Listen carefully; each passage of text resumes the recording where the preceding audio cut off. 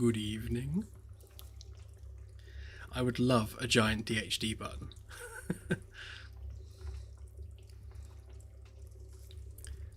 I've always wanted, like, a life-sized Stargate in my garden with an actual DHD that works and makes it spin and light up and everything. That's kind of like one of my life goals.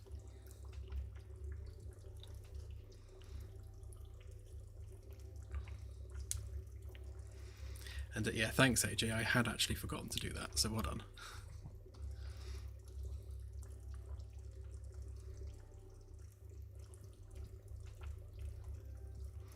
Okay, so I fancied doing something completely brand new again tonight.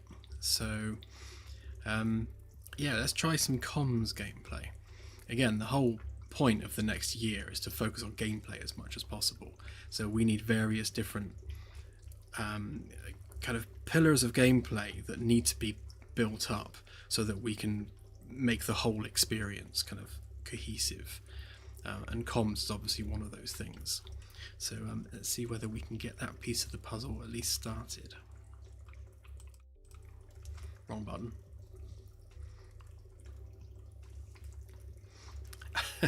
I need all the VR headsets.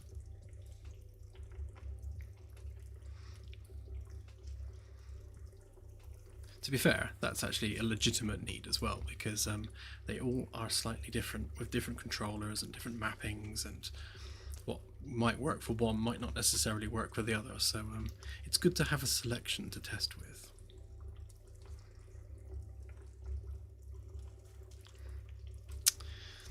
Right, so we need to think about how this is going to work. I think the first thing we'll do with the comms is have the Admiralty at Earth send a message through basically asking you to check out a nearby star system. Oh, that's already done, Festus. Check the Dan log. It's the top of the list. And related to that, we'll plug that into our ship-wide command system, so that, or ship-wide orders rather, so that when the order comes through from the Admiralty, that will basically go through as a ship-wide objective, and basically that will just sit there waiting to be dealt with in some kind of mission log, which we also need to create. So we need some way of seeing what the pending objectives actually are. But yeah, it will add a bit of direction to gameplay. I'd also like to make those missions, I guess, not arbitrary and kind of relevant to where you are in the galaxy. So I've mentioned in the past, what we don't want is for a mission to come through which is explore some coordinates that are miles out of your way. So if you're making your way to somewhere, so let's say you're making the Sag A journey, you don't want to be sent too far off of that journey along the way. So we'll make sure that when the Admiralty send through some coordinates to go look at, it'll be reasonably close to where you are, and there'll be some relevancy as to why you're going there. So we need to make sure that we use the FTL civilization kind of pre-generation part of the galaxy gen, which knows where certain things are, to kind of drive part of the mission generation. So if the system on the back end kind of knows that, you know, these systems have a presence in them, then we can kind of gamify that and say that, you know, from Earth, the signal's been detected in this location, it will send you there, and lo and behold, that's where some stuff is. Although we won't make that a guarantee every time, because that will just get boring and predictable. Thank you.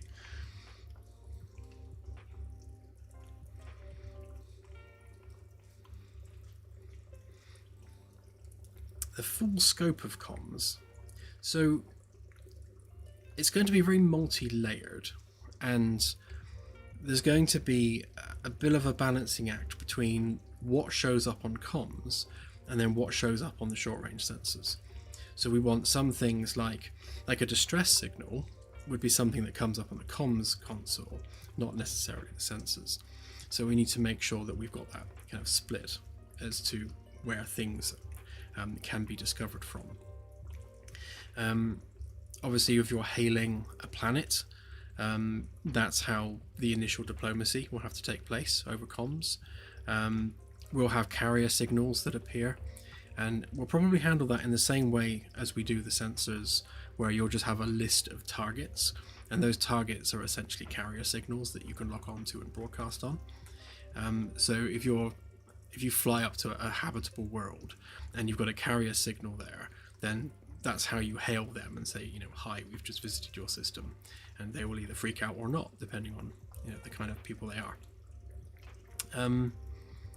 That aside, we'll also have incoming hails as well. So it might be the case that if you rock up to someone's planet, they'll proactively hail you and say, "Oi, who are you? What are you doing here?" And again, just diplomacy ensues from that point. And of course, we'll have other ships and things and stations, if they're local to where you are, then they'll be available as a contact on that list of available targets, which we'll probably order by distance as well. Yeah, I think that's kind of the bulk of it. It's really a means of communicating with things outside of the ship, and identifying signals outside of the ship, signals that are not relevant for the sensors console. And of course, and then messages from Earth, from the Admiralty, that are directing you to certain targets of interest.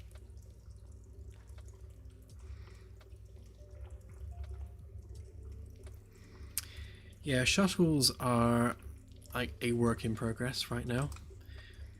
I'm doing all of these systems in their most basic of forms at the moment, because what I want to do is I want to implement everything that we're planning to implement at a basic level, just across the board, so that we've got the full suite of systems that we're eventually going to need for early access. And then we're going to build up those systems from that basic implementation. So shuttles are a good example of that, as I will show you in brief.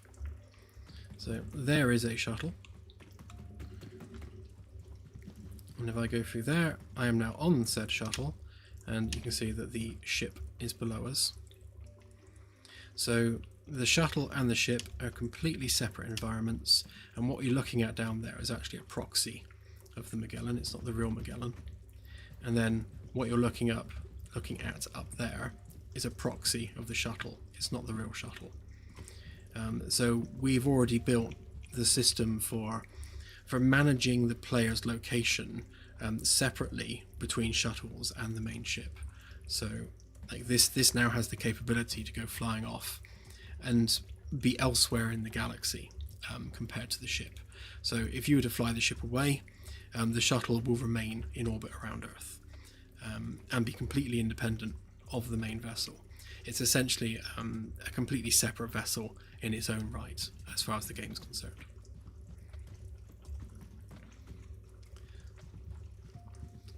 Okay.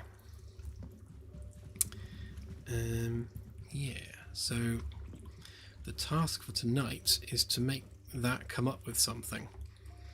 Again, like we did with the initial missions board and the task board, we're going to keep it super simple and super lightweight for now, just to test it all out.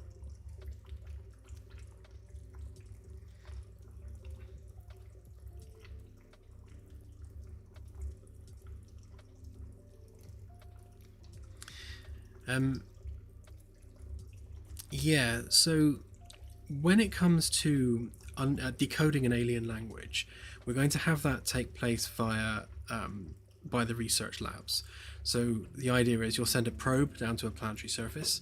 That probe will bring back samples of their language, books, pottery, whatever else is down there, and the the linguistics lab will perform the analysis on those items and will eventually unlock that language. So when you communicate with them, you'll be able to understand them, they'll be able to understand you, because the computer, the ship's AI, will be handling that for you, so it will be doing the translation in real time.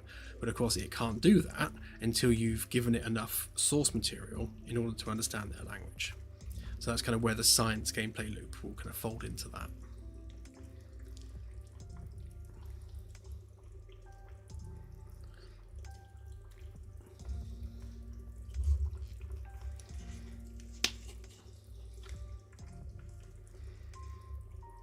Yeah, the shuttle stuff is systems testing.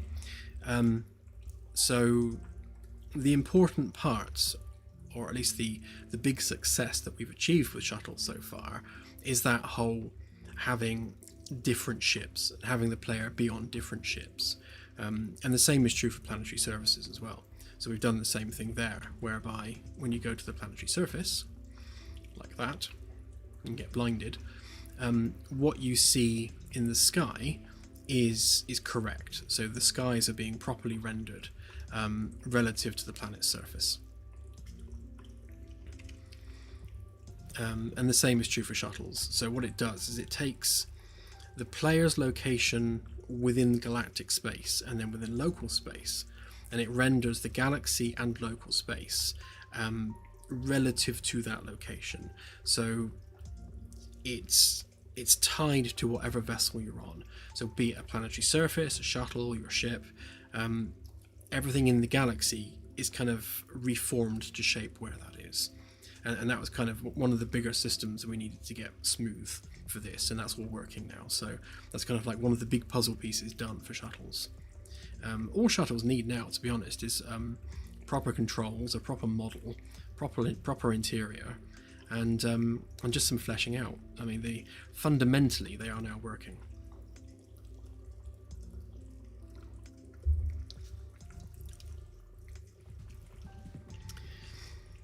So comms.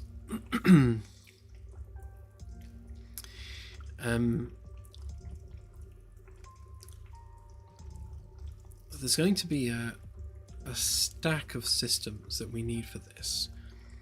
This is always the fun part with making something completely from scratch, where like you've got nothing to build up from. So we're going to need, I guess, some way of generating comms signals, both locally within a system and externally from without the system. We're going to need a way to display that on the UI, a way to target those signals, so they need to have some kind of unique reference, so they are targetable. On the sensors, we use the galactic coordinates as our unique reference, so we'll have to come up with some kind of an equivalent for the comms signals. What else? Yeah, and then I guess you need the button to obviously answer a hail or initiate a hail, and we need some kind of an alert that pops up when there is an incoming hail. So there's going to be a bunch of UI work that's needed around that, but we'll start off with the actual systems that hold on to the signals first.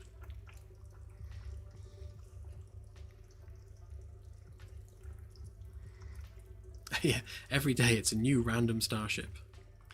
I was testing out the ship customization, so we've got lovely green lights, pink walls, and blue and beige carpets.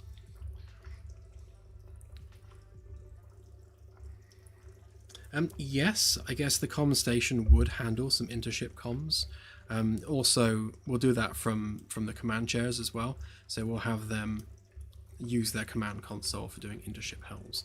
Obviously we want the captain to be able to do announcements and things, but that could easily be also passed over to the comms person to do it. So the captain could say, tell everyone this for me, because they're busy doing something else.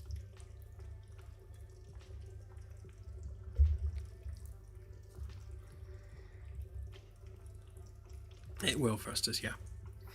So like how we've got all these different systems over here, I think we shall create a new one for generating comms signals, I guess some things need to be injected into what would be, I guess, the comms signal manager. Because if there's an inhabited world, then that inhabited world is obviously a comms source and a comms destination. So that needs to inject into whatever manager we set up as something that's external. Whereas if it comes from Earth, then I think the comms manager box can just generate that itself. Yeah, so maybe let's start with doing that. Let's get that box up and running, and then we've got something to work from. So I'll start with that one. And of course we need to inject into this as well, because we need to generate those ship-wide tasks. So we shall add a new folder. Always very exciting.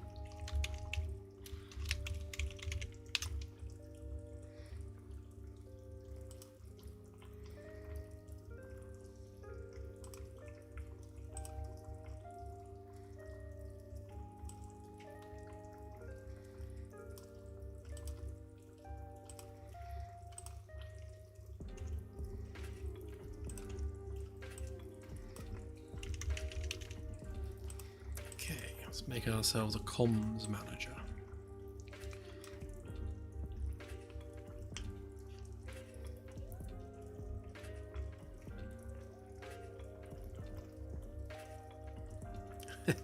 And ironically, Delta, I also did the lift music in the Orville game, so it kind of fits.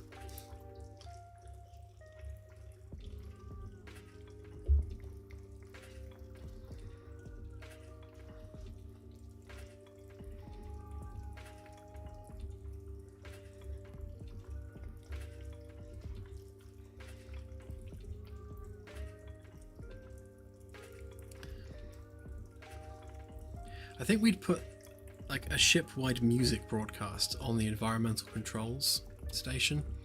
That's kind of, I'm calling it environmental control, but it's kind of like ship interior control.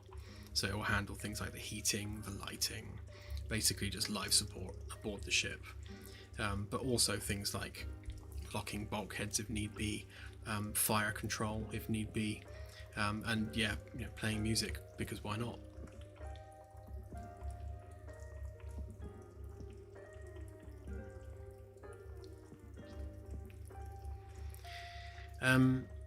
Will carrier signals be separated based on tech?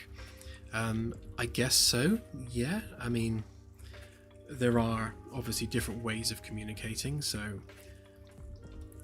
I think that's probably like a future expansion of the system. I think initially we'll just have this is a signal. But yeah, so for, I guess for planets that have like radio and nothing beyond radio, then it needs to flag up this is a radio source. I imagine we'll probably have it whereby rather than being listed separately, we'll have some kind of an icon or some kind of other distinguishing visible feature on the little signal entries that we generate to indicate this is a radio source, this is like a direct laser transmission, you know, this is a microwave transmission. So we'll have those out visually displayed rather than physically separated.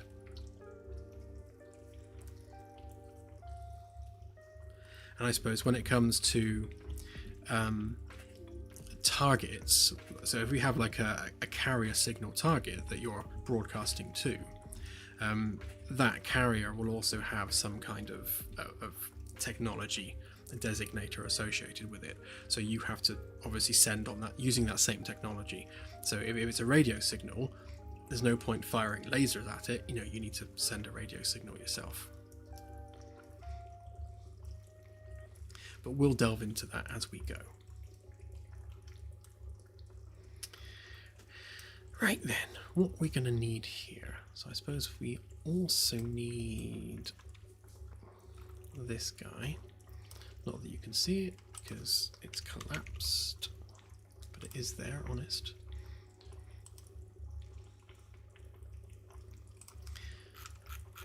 So we'll be passing I guess the same way as we do with the sensors, this will be kind of the management side of the UI. And then of course you've got the interface side of the UI, which would be this here. So we'll start building up signatures on there. So you've got me thinking now, Lehe, that in the same way that we've got short, medium, long range sensors, we could maybe have different comms arrays as separate buttons, so you can switch between the different comms arrays and see different targets depending on which one you click on. So if you click like the radio array, you only see radio signals. That might add a bit more depth to it. I guess we want to make sure there's enough depth to keep it interesting without making it too kind of clicky.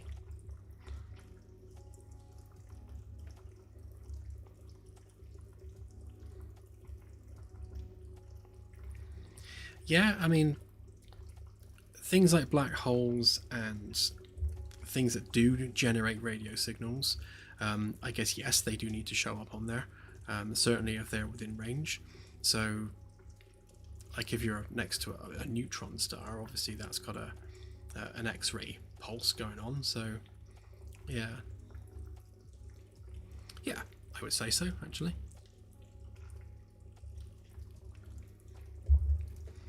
Obviously hailing it's not going to help you, but what would be cool is if you could listen to it. So if you've got like a neutron star that's spinning, targeted, then being able to actually hear the neutron star would be quite cool. I've heard a few of them. I posted a YouTube video the other day which has got various neutron star recordings, and they're quite painful if you've got headphones on, but basically you've got like high-pitched whistles and grinding noises, and we could generate that artificially within the game and kind of do at least something approximate to the sound of a neutron star and have that piped out in the bridge, just as an extra bit of flavour. That could be interesting. Listening to the rumble of a black hole.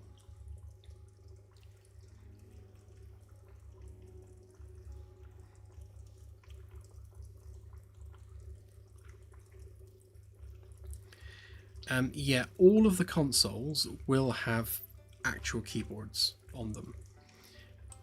So right now we've just got like a wrist rest. What I'm going to do, I need to remodel this because they're too small. I'm going to pull this forward so you've got room for a physical keyboard. I'll keep the wrist rest because, you know, health and safety.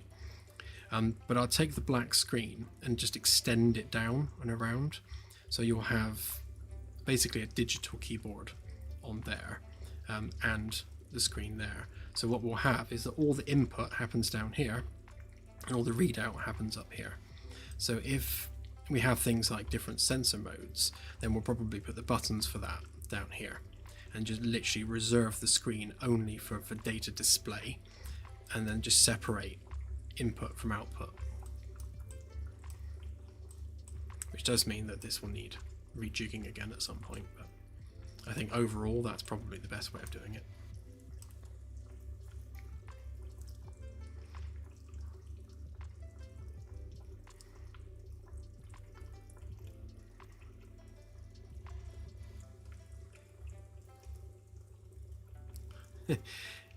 Yeah, be warned, quick as me, some of them are quite high-pitched and screechy. They sound like angry bees if they're spinning fast enough.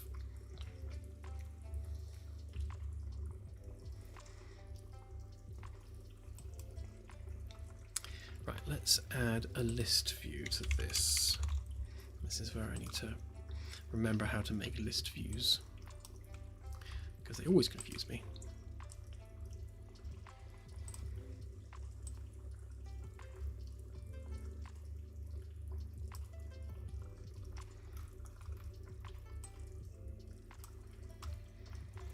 We shall stick it right in the middle for now.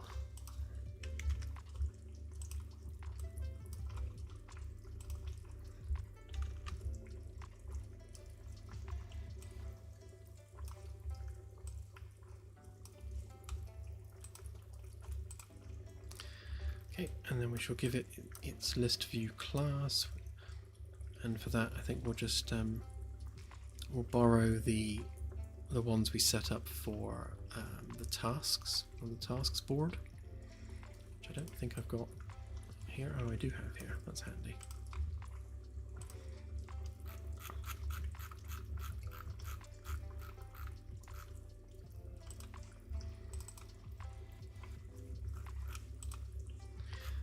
So for this one we used that as our entry class, so we will repurpose that one.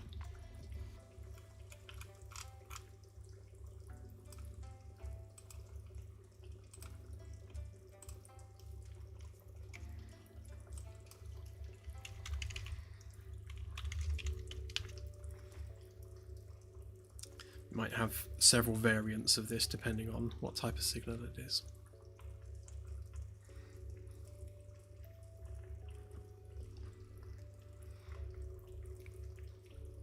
Oh yeah, I noticed that, Delta. Yeah, I was quite chuffed to see that.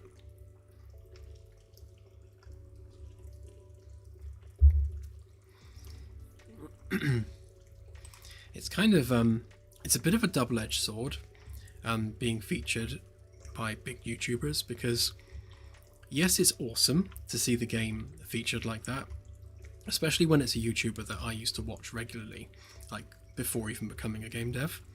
Which is like, I've spoken to Obsidian about this, in that it's like this weird situation where I was just a fan of his videos as an Elite player, but now he's covering or making videos about a game that I'm making. Like, in what universe did that happen? It's just like really weird. But at the same time as that being awesome, it also puts a lot of pressure on as well, because it's like the whole, you know, pressure to deliver and make sure that you live up to your promises. So yeah, very much a double-edged sword, but that's why we're here, isn't it? To accept the challenge.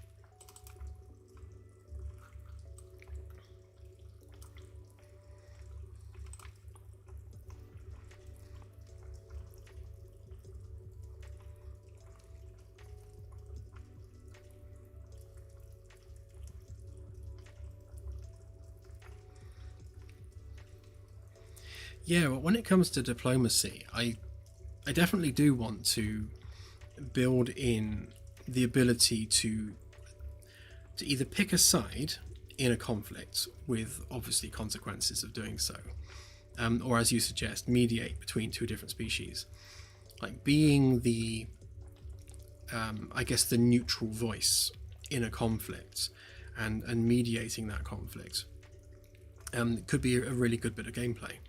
And again, when it comes to the whole diplomacy side of things, especially when it comes to captain gameplay, you know, that's definitely something we should be looking at. You know, captain gameplay is always a tricky one, like finding things for the captain to be doing all the time. So I think the more we can throw their way, the better.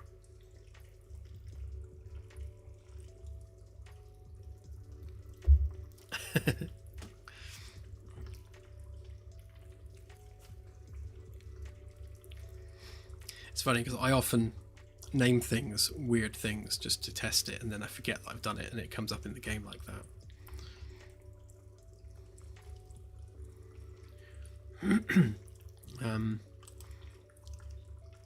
So in terms of UI layout here, I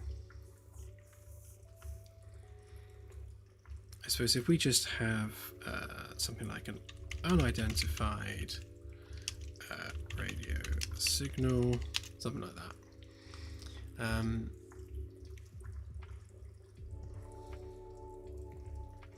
guess we need coordinates, or if we do unidentified signal, and then use that as a classifier for what type of signal it is. Obviously we can build the UI however we need to build it, but for now, just to fill in some boxes,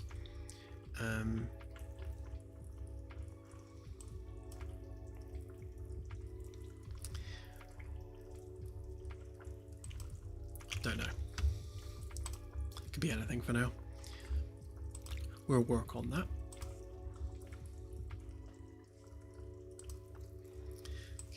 So that needs to be the class that we're working with. So that's comms signal.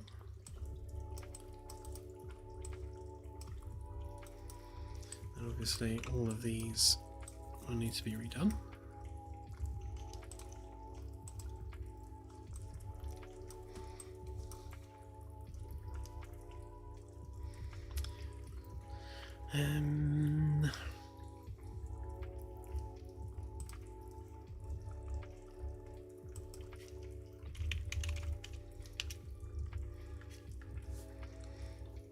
Yeah, so it'd be nice to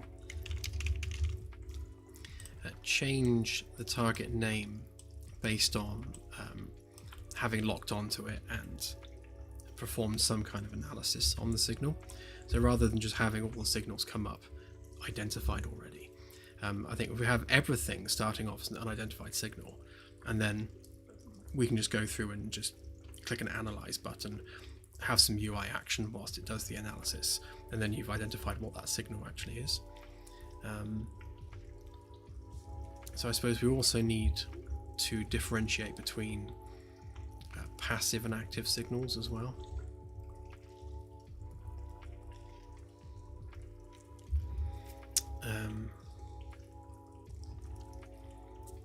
So I suppose on that note, we have something over here, like something like that.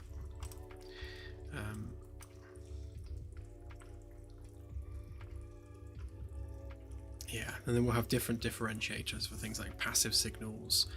Like an active signal would be something like a distress beacon. So it's not necessarily hailing you directly, but it is an active signal that's broadcasting.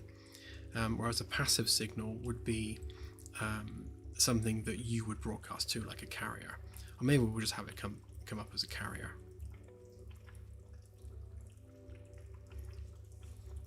Yeah, well, we'll delve into that as we go.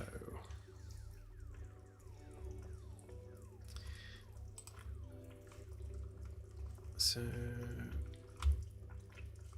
yeah, that was the text underneath. So, do target signal type.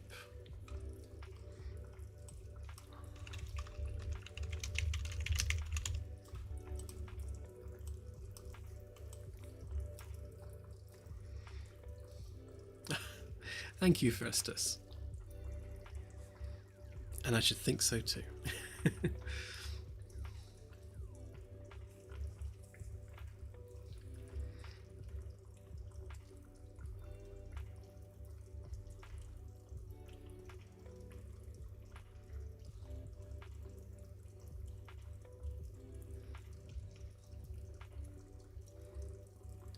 I detect a hint of Monty Python there.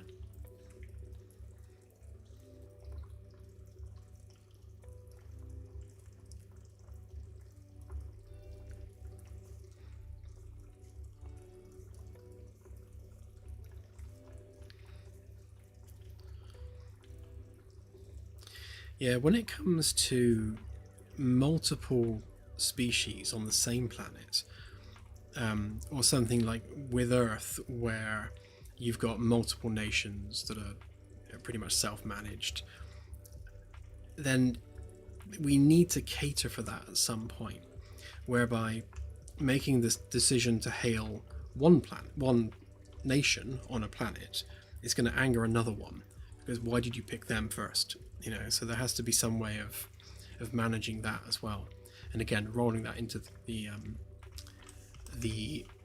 diplomacy gameplay.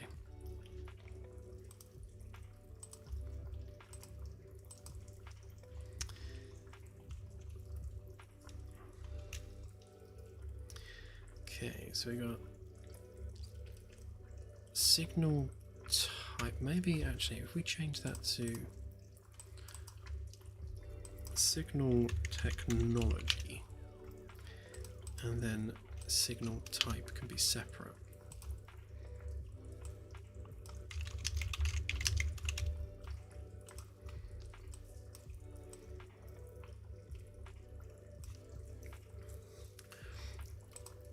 And that sounds like we need an enum to define what those would be. And then we will... Actually, what we can do is if we define... Actually, if we define signal type as an enum, then we can drive the little background color, a little flash of color in the background, depending on the type of signal. Again, at least for now.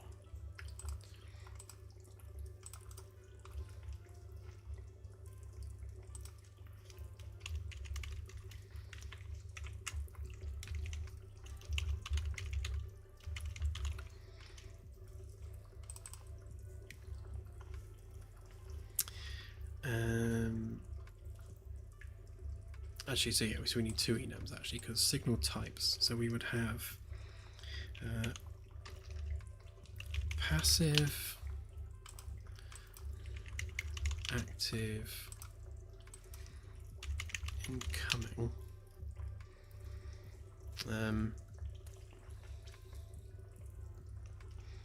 So I guess passive is going to be things like planets, neutron stars.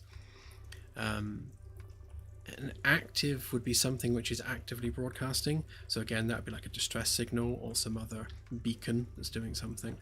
And then incoming would be something that's specifically aimed at you. I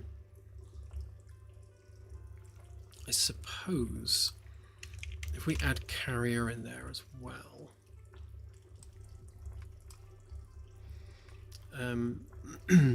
just to keep that separate, because we want to make sure that we've got obviously identifiable carrier signals which are basically waiting to be connected to. So stations will all have a carrier signal. Planets that are occupied will have carrier signals, or multiple carrier signals. So again, multiple nations on one planet, you'd have multiple carrier signals, one for each. So you'd pick which one to call. Same with ships, so each ship in space around you would have a carrier signal. And then that carrier signal will have a tech associated with it as well. So again, it could be radio, it could be microwave, whatever. I think that covers everything. So we've got passive objects in space, we've got carriers that are waiting for you, we've got active signals which are just basically broadcasting out, and we've got directed hails that are incoming. I think that's all the things covered. Yeah, I suppose from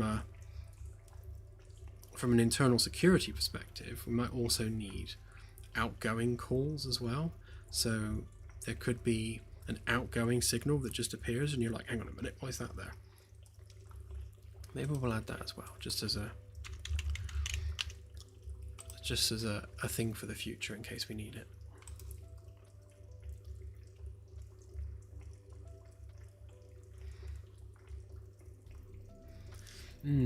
Emergency signals. So I guess when it comes to emergency signals, yeah, so do we put that on a separate carrier? Maybe.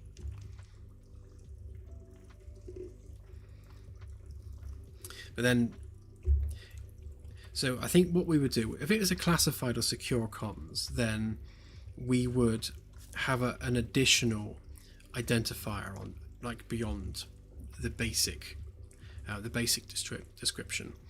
So whether it's secure or not, it would still just be an incoming hail, and then we'd have what type of incoming hail is it as a separate identifier. So we'll drill down from there.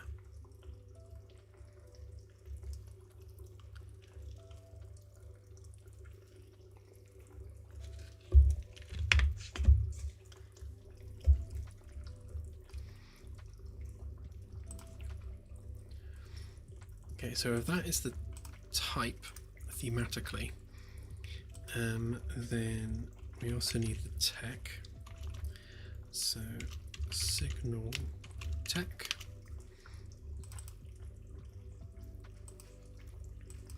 This is where we get to be inventive. So obviously radio would be the easiest one. Then I guess microwave would be the next step up from radio. Laser, point-to-point comms, X-ray, and then what else would we have?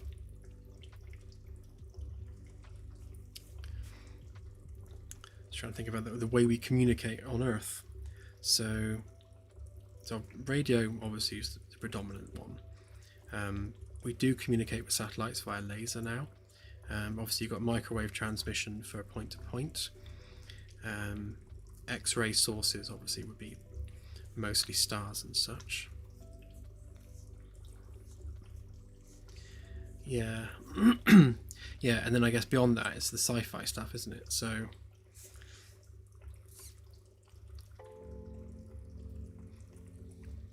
yeah, so I suppose things coming from Earth are going to have to be like micro wormholes.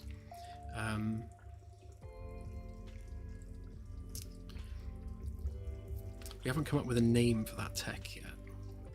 So originally, the way we first were going to do this, we were going to use quantum entanglement. So changing quantum bits gives us that 1 and 0 that we need.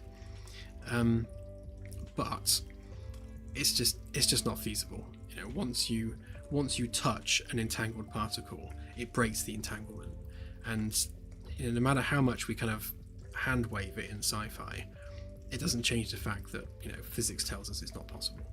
So what we can do, however, is we can open micro wormholes that are large enough just to send like a microwave transmission down, or some other really, really tiny thing. So like a nanowave transmission down these little nano wormholes. So we would have some device on Earth which has a certain flavor to it, and the device on the ship is basically seeking out whatever that signal is, and locking onto it to create the micro wormhole. And then we'll explain away the fact we're not doing that on a larger scale by the amount of power that it requires.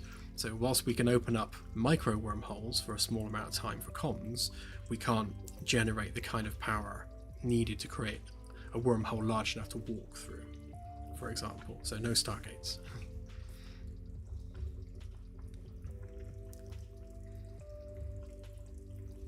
Thank you, Caesar. Very much appreciated. Forgot to click on the little heart thing for you guys. There you go.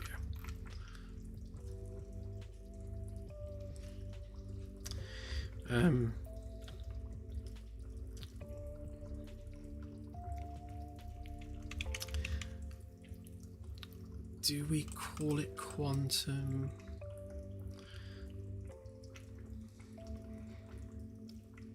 I'm going to have to spend some time thinking on what kind of acronym, no, that's not how you spell wormhole, what kind of acronym that we can use for that.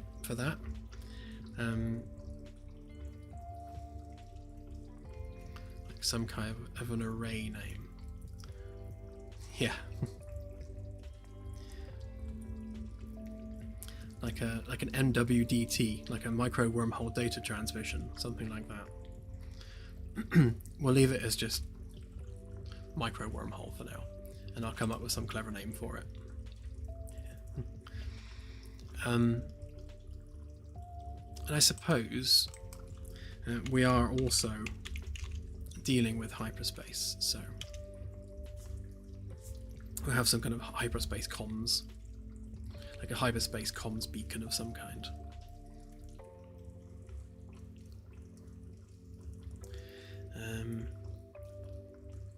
Obviously we won't be doing subspace because that's a Star Trek thing. Okay, so there's the tech, and then I guess we also need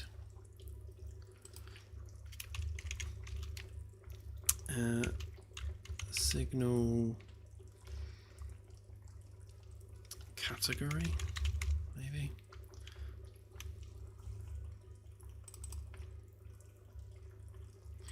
So this would be like a hail,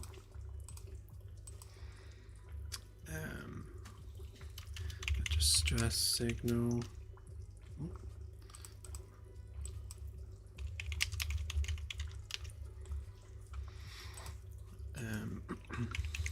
Warning beacon.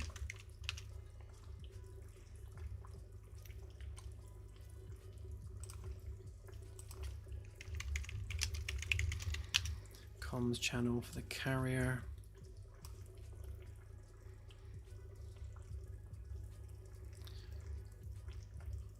Yeah, so we'll further specify what it is those signals actually are. So on here then, so our signal type, because these can be enums as well actually, so let's change all these up. So, oops, they'll need to be converted to text. Yeah, so that would be enum signal tech. And that one would be enum signal type.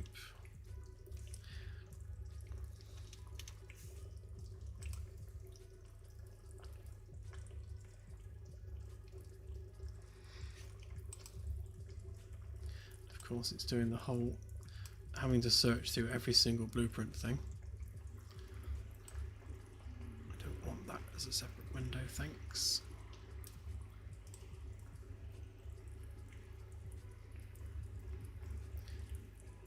Can you not just hover?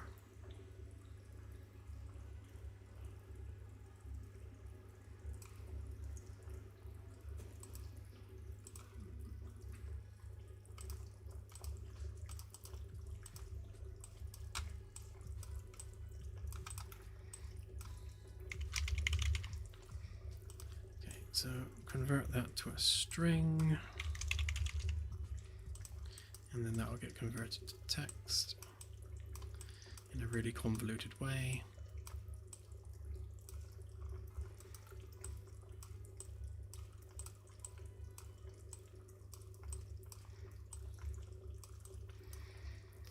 Okay, yeah, and then when it comes to the little color flare thing, what we can do is we can take our technology doodah and then use that for a select.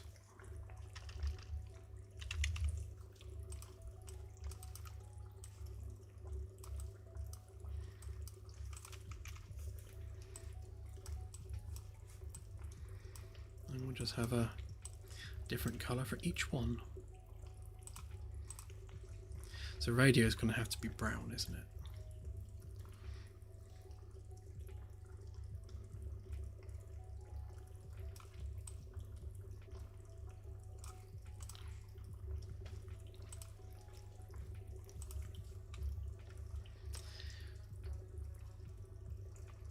Microwave can be yellow.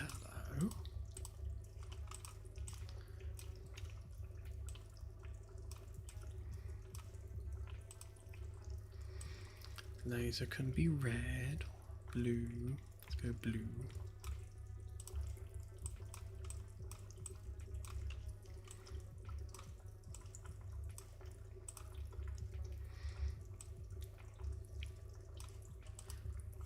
We'll tweak these as we go.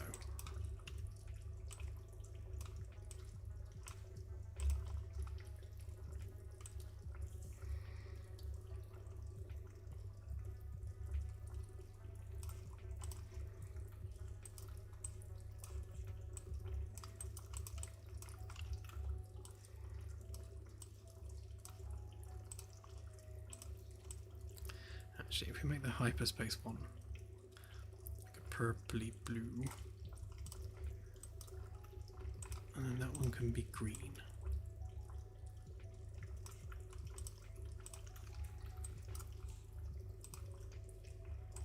Okay.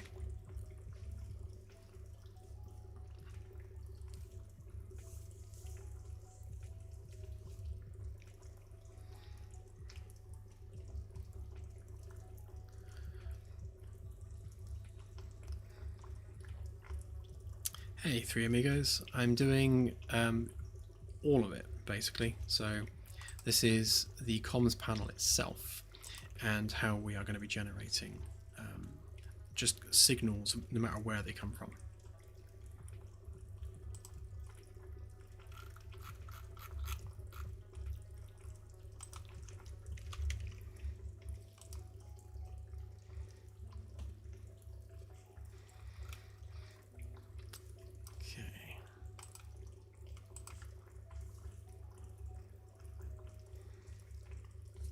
So that gets them on there, and then we need to do a submission side, so we need to construct what's coming up on there.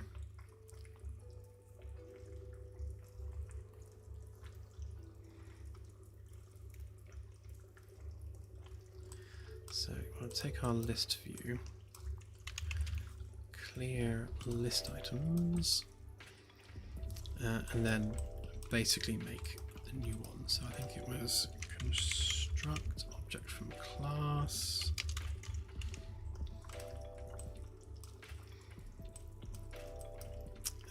which would be our comms.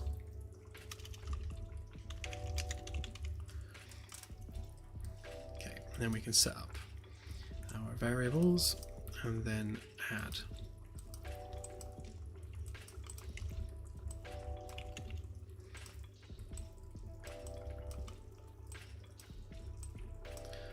So that should build the list. So we need to make sure that we give this all the data it needs. So I guess we need a comms blueprint interface that contains all that kind of stuff. Alright, let's have a go at generating something. I suppose the other thing we need to start capturing is also all of the comms data as well, like payload for text delivery and such.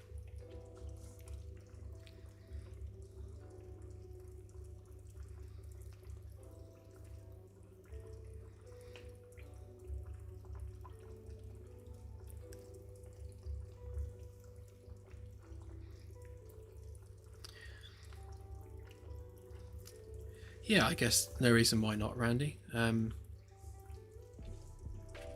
Yeah, it's well, I suppose we'd probably do that down in the linguistics lab. So if we have the ability to lock onto those signals from the lab, then that could be something that the lab does, rather than doing it like on the actual comms console. But yeah, good idea.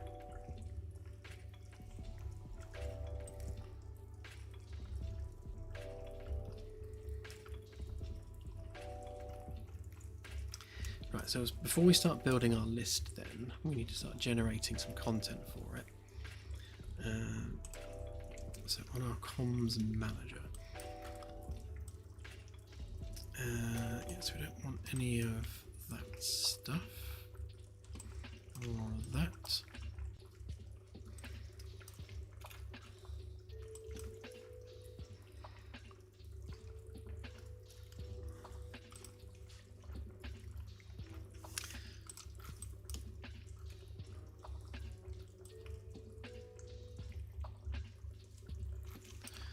Or any of that.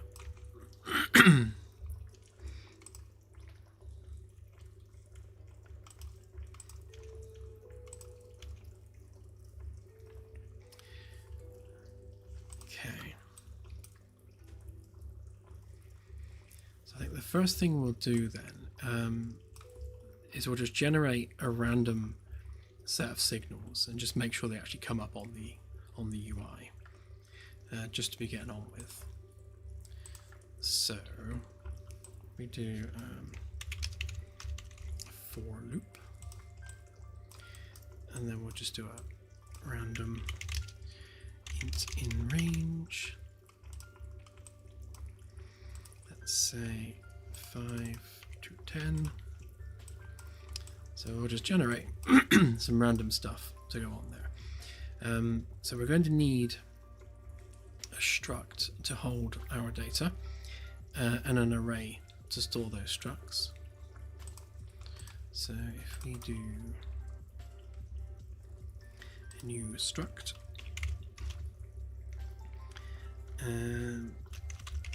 comms packet, I suppose, or comms signal.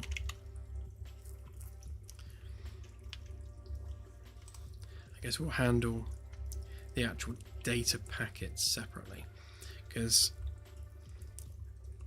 I guess locking on and identifying a signal and initiating a hail is a different action from actually maintaining a conversation. So we'll have to have, I guess we'll manage that from the comms console itself, where we actually have that two-way conversation. And we also need to distinguish between text conversations and video calls as well. So that's going to have to be a thing. The video calls will be a floating 2D screen on the holo display, so we'll have the holo display render that. If the person at the other end has sufficient tech, we'll make it a holo call as well. Actually, that's something that needs to be added to signal type. Signal tech. I think I'm going to rename that comms tech actually.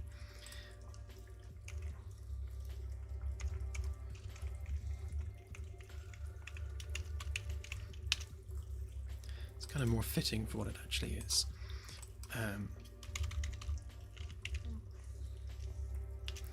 So we'll stick hologram in there, about there in the list. So if the person is capable of doing hologram tech, then you'll see a 3D hologram of the person on the bridge. If they're not, it'll just be a 2D screen. And actually, on that note, so you've got radio, so you've got black and white video, and then we'll also add color video. So again, if you are hailing a civilization that has only just about achieved black and white TV, then of course they're not going to have the ability to transmit in color. So we want the holo display to be black and white accordingly, and fuzzy. Okay, so radio, black and white video, color video, microwave, laser, X-ray, hologram. So I guess things like color video could be transmitted over any of these things. So it might actually separate out things like hologram and the type of video into a separate enum. Because if we treat this as the carrier technology, and then the broadcast technology would be just something different. Yeah.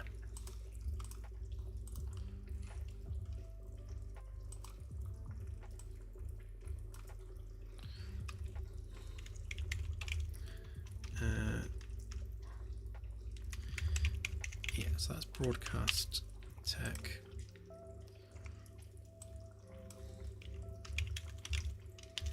That would be carrier tech. So we don't want the video on there, or the hologram. Yeah, so that's our layer 1 basically, and then the other one would be on layer 2. Where are we? Broadcast. So that would be Again, radio, black and white video, color video, or hologram.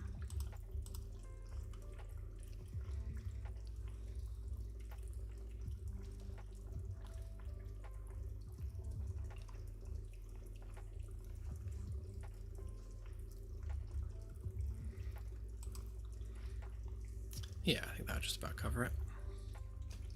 So voice calls only, black and white video, color video, or hologram.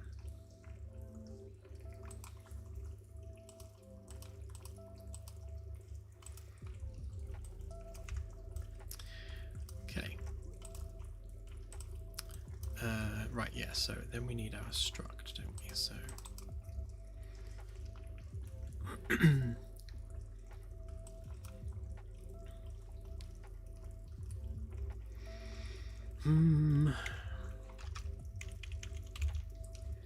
so carrier tech,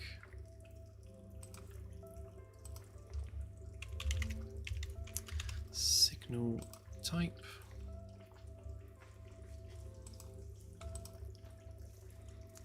oh yeah, signal category,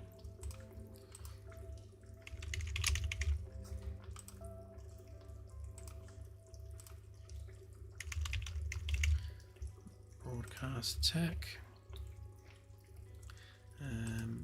what else?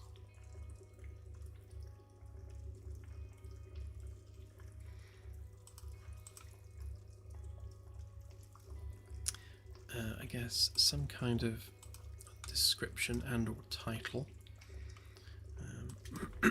So signal description. It's not how you spell signal.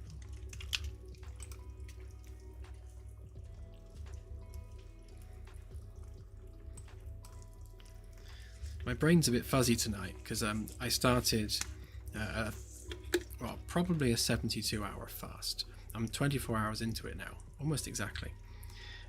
So yeah, 48 hours to go, which is why I'm on water. Thought I'd start my New Year's diet off with fasting first, kick myself into it. But yeah, it has given me fuzzy brain.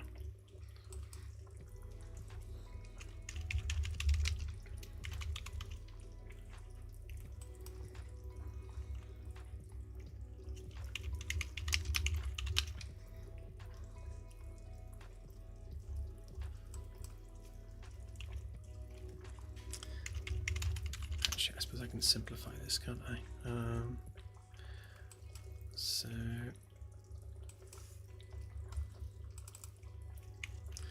we've got technology, type, and then broadcast tech.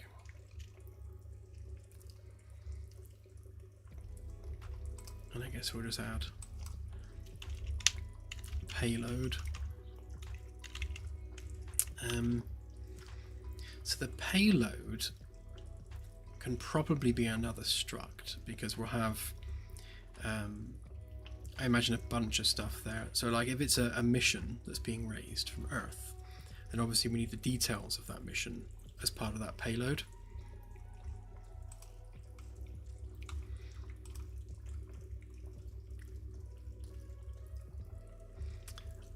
I've got some nice teas actually that AJ introduced me to. I'm quite a fan of tummy tea.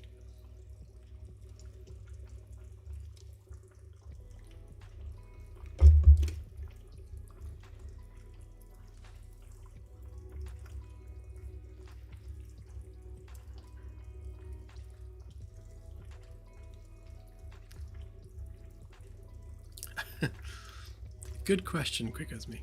Don't know.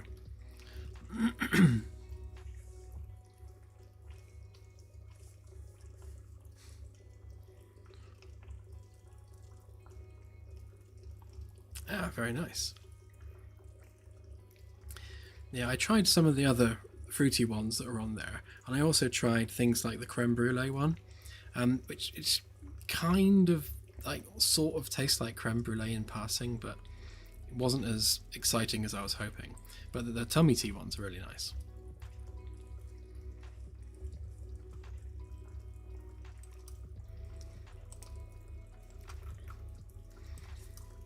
so we're using the color to define technology.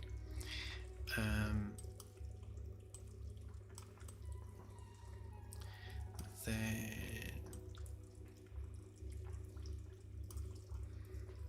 hang on, some of this has got mixed up, hasn't it? So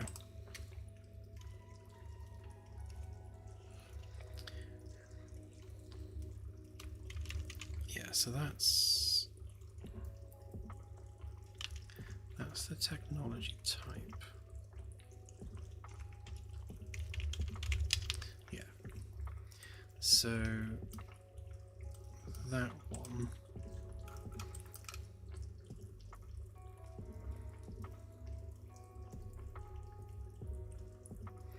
If we make that the type, maybe, yeah. So signal type. That's the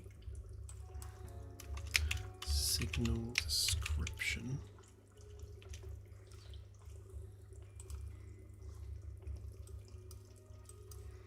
So we also need two more variables. So we want our broadcast tech, which we'll probably use in the back end somewhere. Oops. Or, to be honest, we could just make this all one struct, couldn't we? So struct comms signal, and then break out from there. That would be cleaner, rather than making a separate variable for everything. So we don't need that or that. We'll keep our ID for a minute. Just cleans that up a bit.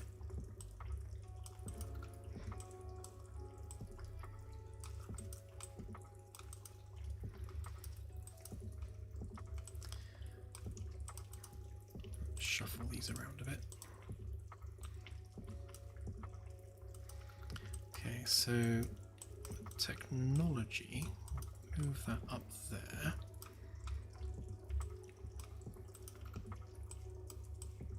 Get that out of the way.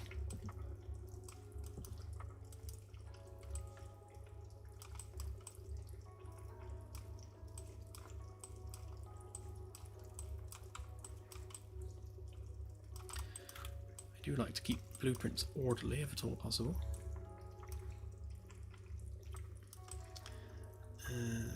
Yeah, then we'll go for our description. Actually, let's squeeze those ones in.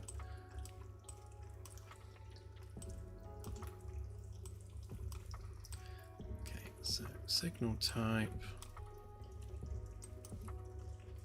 Which one was that?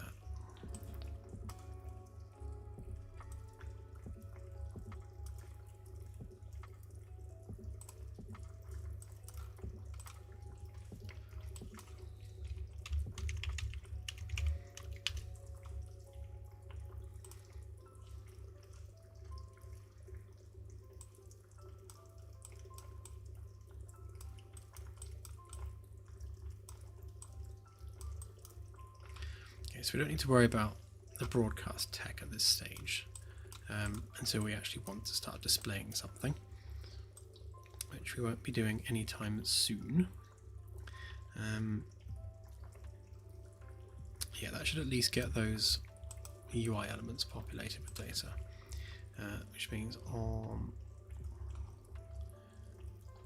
this side, where is it?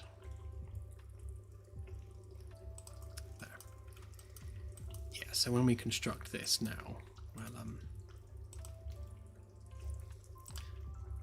oh yeah, need to expose it. Make it instance editable, expose on spawn. Now it should be there. Hurrah. So we'll either make that from here or just pass it through from an external source. Probably the latter.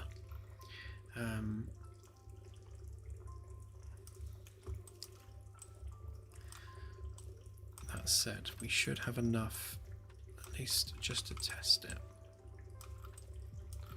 What's going on up here? Blah, blah, blah.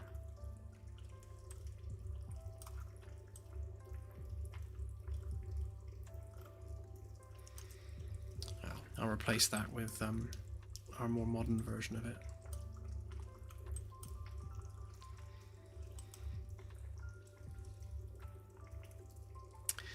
So of course we need a different category for this, don't we? So if we've got like a passive radio source, then the category would be like celestial object. So let's add that to our list.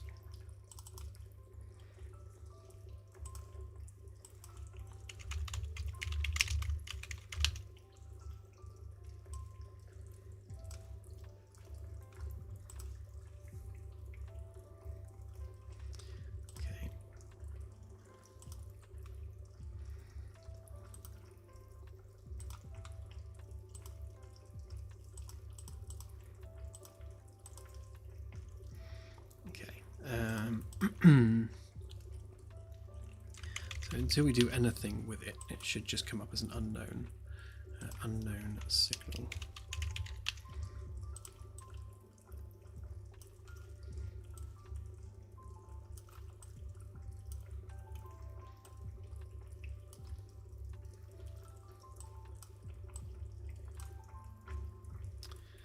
Yeah, so what we will do is obviously we'll generate that from our manager blueprint, but for testing purposes we'll just do it from here.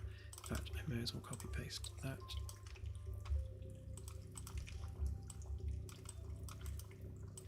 So we're just going to add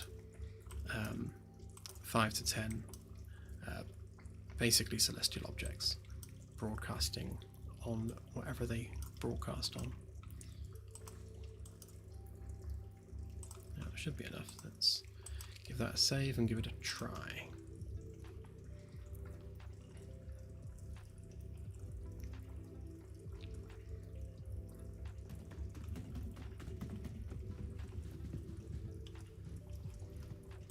Ah, there we go. So oh,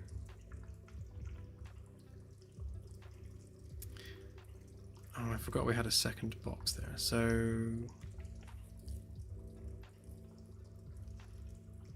do we need a second one? I suppose we also need things like signal strength and like source coordinates as well. Obviously, in order to lock onto it, to go there, we are going to need some coordinates. Yeah, so we'll add that.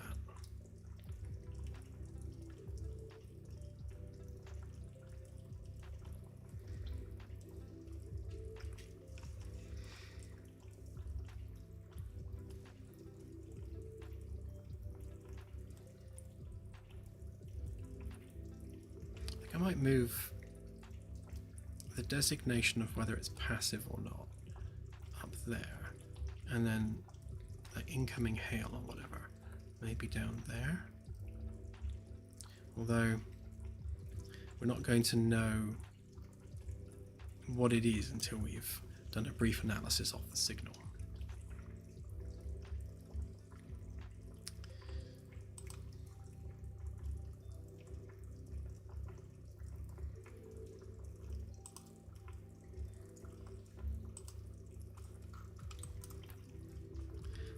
Where's that other text box? There it was. So we do signal location.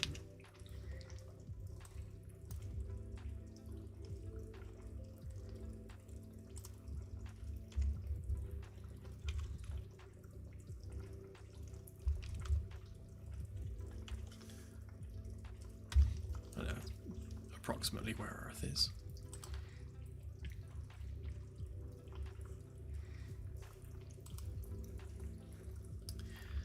So that one's the signal type. So what were the types again?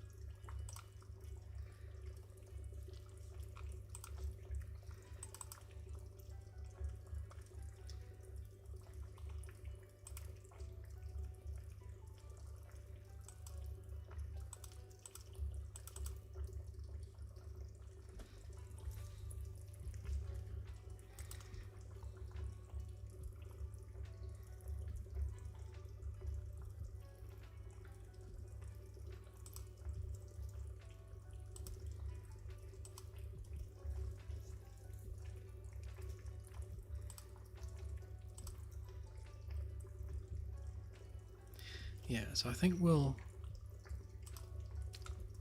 change that to signal type if we haven't already. Okay, yeah, so that can be signal type. We'll change that one to category. So signal category, signal, oops, signal type. And we've got our coordinates there. We'll also have things like signal strength as well, just some kind of an indicator just to show, like if it's far away, we'll have a less strong signal.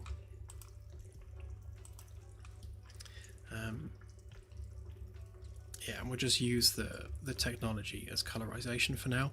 Although what I'll do is I'll move the text over and have like an icon for each type of technology.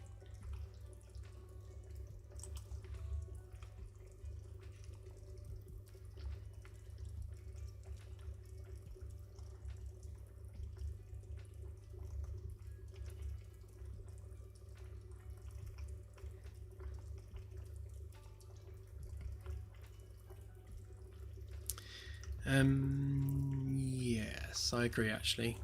Illusion, yeah.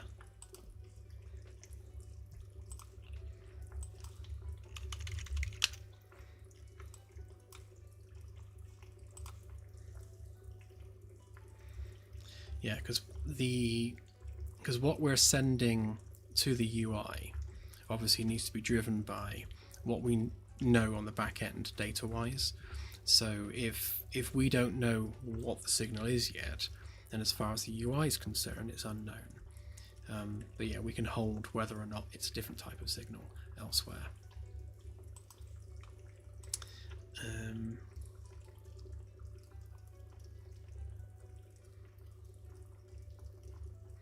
Yeah, similarly,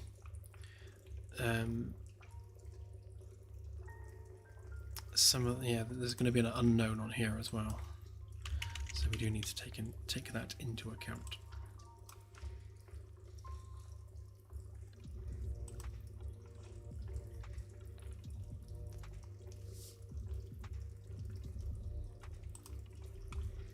Okay.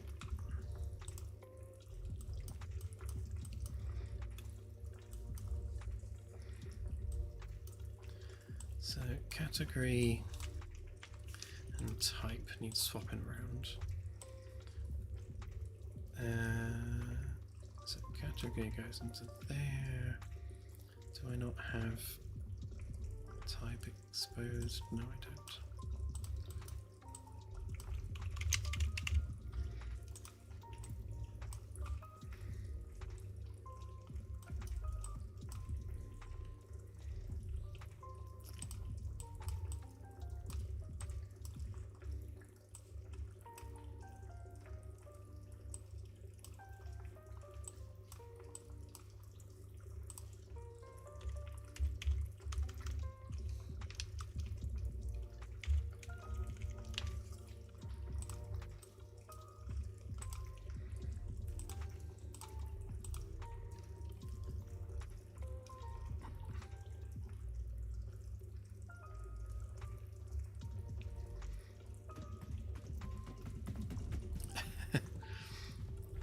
be a diss, wouldn't it?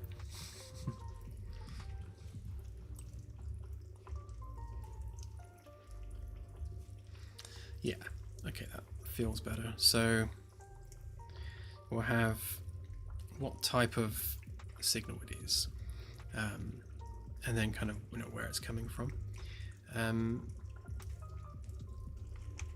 I like the idea of further distinguishing signal source.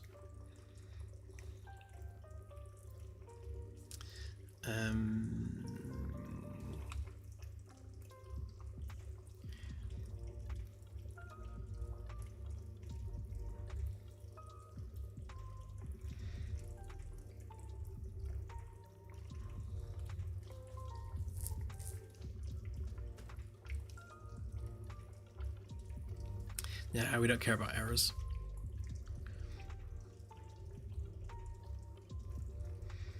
Yeah, we'll probably split the UI into the different arrays, so that we can have, I guess, split targets depending on which array you're looking at. We can maybe even list them all separately alongside one another in parallel, depending on UI space. So I'm just looking at this and thinking, ideally, we want to be, yeah, exactly that. We need vessel, station, beacon as source objects. So, so the type. So what we're doing here? So we're doing category of signal. So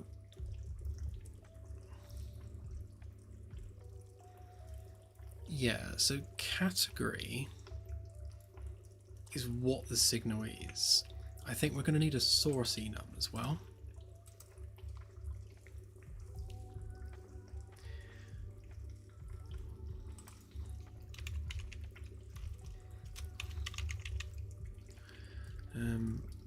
Signal sources.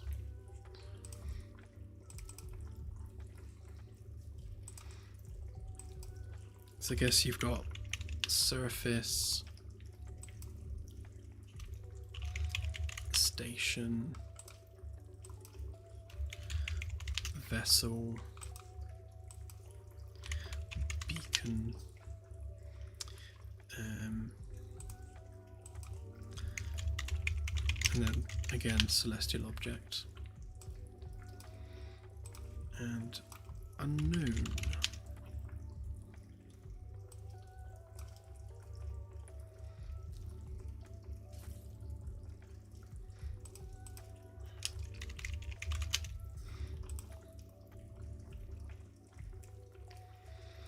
Internal, yeah.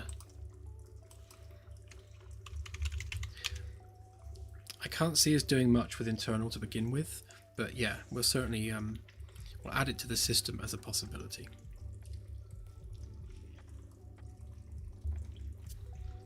Well, I suppose actually, now saying that, if someone's hailing the bridge from, say, engineering, then yeah, it does need to come up on as an internal comms.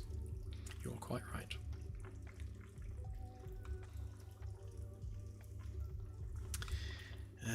Right, yeah, so if that signal source is, then category, so rather than celestial object, I guess that's natural, natural occurrence.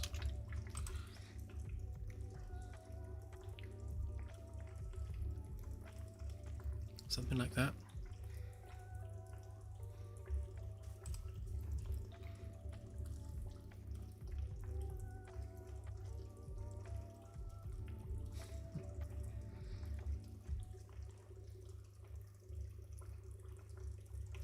Yeah, I think we'll just stick for unknown for anything that's too weird.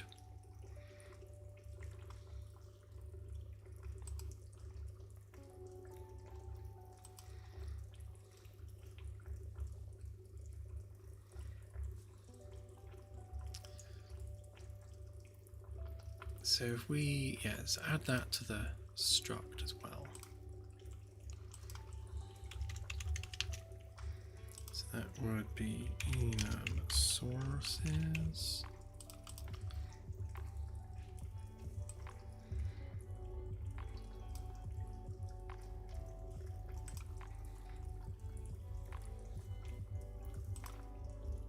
So in terms of the UI, where is it?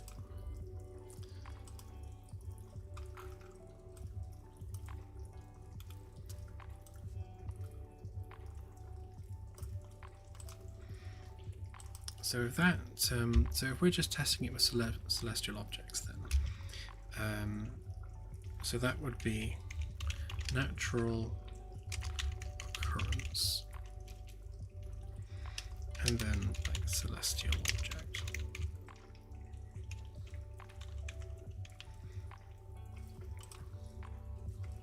Something like that.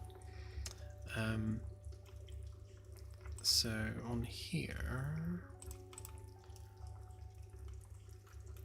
what is that? So that's category. So if we call it category slash source,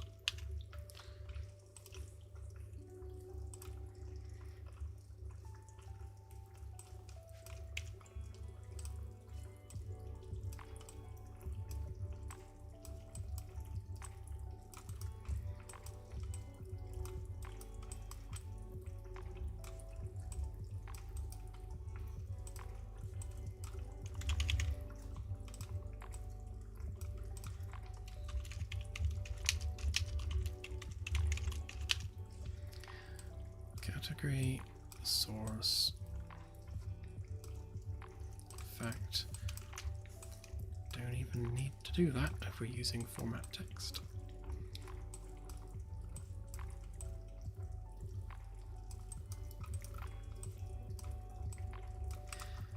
Right, let's see what that comes up as.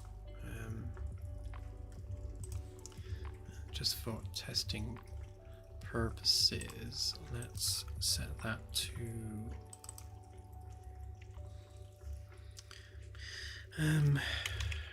nearby star. So it's a radio, it's passive, it's a natural occurrence, it's a celestial object, and it's using radio transmission.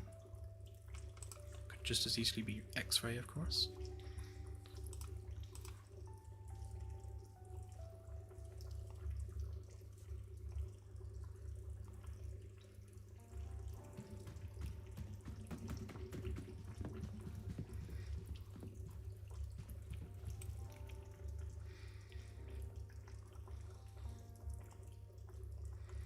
Yeah, okay, something along those lines.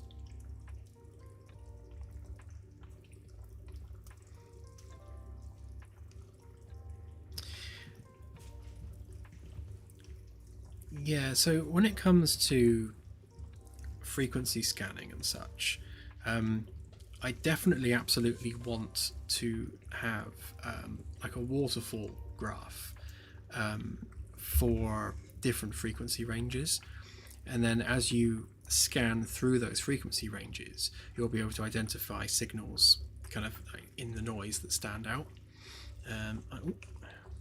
Camera spin. I have demonstrated before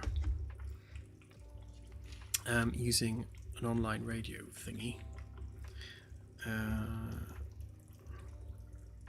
What are they called? Can't remember what they're called now.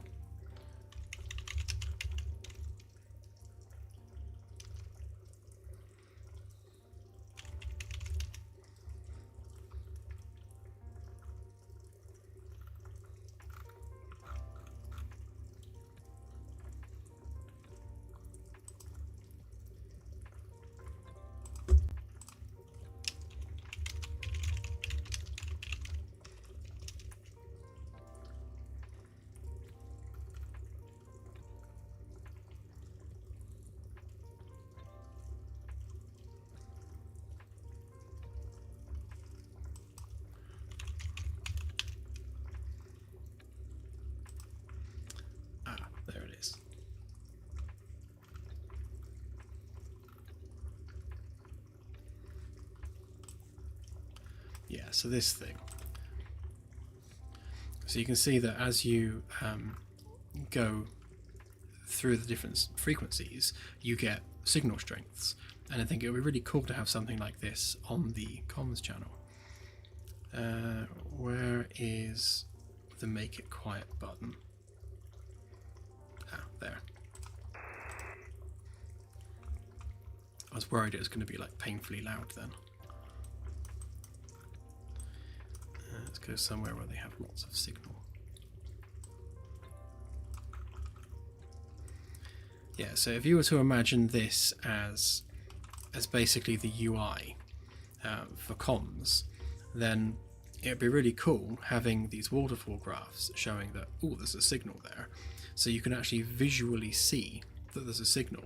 So when you move the UI indicator onto it, then you can determine, you know, where that signal is, what it is, etc., etc., etc. So my long-term plan is to use this kind of an interface for finding signals. Like visually, you can see straight away that on 9690, there's a signal there. You can see there's a signal there. And I like that. I like how intuitive that is. And I like that you can make cool patterns with it as well. So yes, so we need this kind of a UI on the comms UI. And then we need to basically turn that into the gameplay.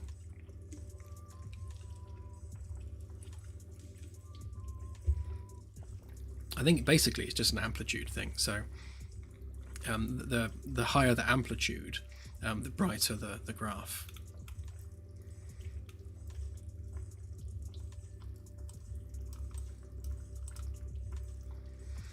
Yeah, it would be really cool to basically scan through the frequency ranges looking for signals.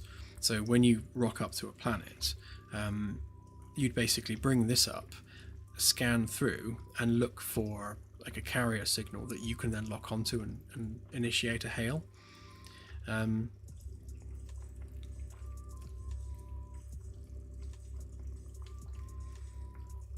Oh, potentially Danger Mouse, yeah. I'll have to see how that works for visual impairment, but yeah, definitely.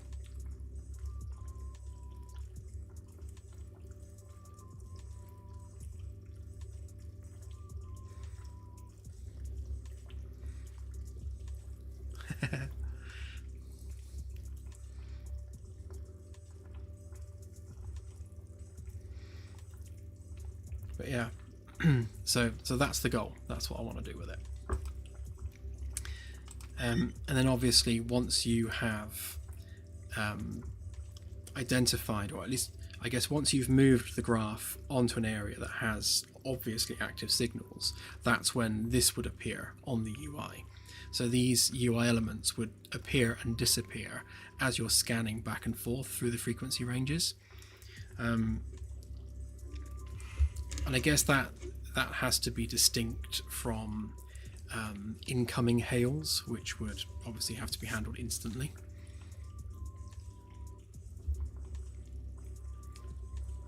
I guess,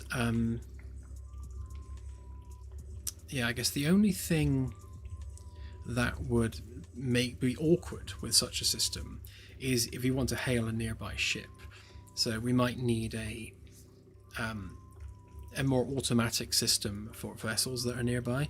So if you're outside a station, you don't want to have to scroll through an entire EM spectrum trying to find the signal for that specific station. So we'll have it so that that kind of gameplay is for further off objects.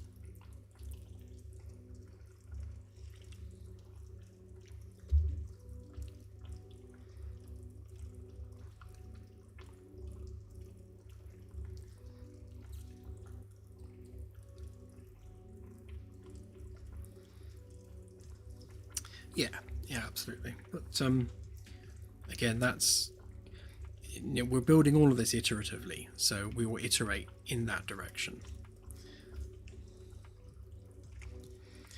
Okay, so we know that works. So next step is to actually generate that from the underlying manager.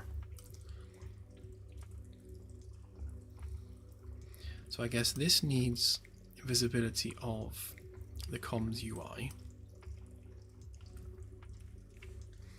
And these things are also going to need ship awareness as well, so they know what ship they're on, and therefore what the relevant signals are for that vessel. Yeah, so I guess to begin with, we'll just do get all actors of class with tag.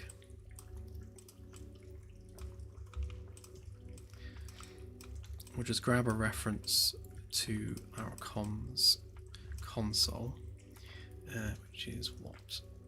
Console underscore comms.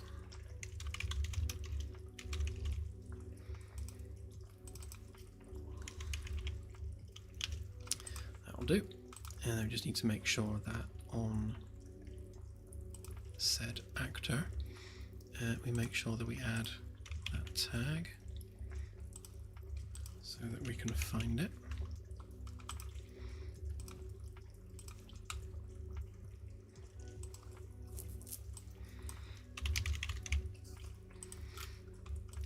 Okay, so if we have a valid index, and I guess the other thing that would be prudent on here is we wait for all the levels to be loaded. Otherwise it'll be doing stuff before the stuff's available to be done with.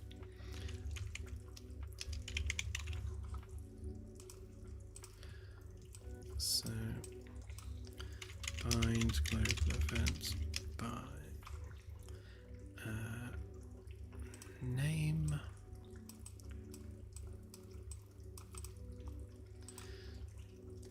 And I need to double check that's the right one because I always forget what it should be. Levels loaded.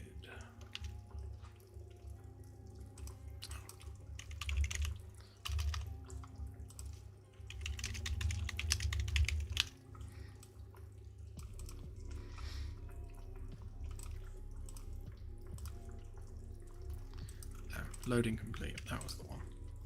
That's the one I wanted.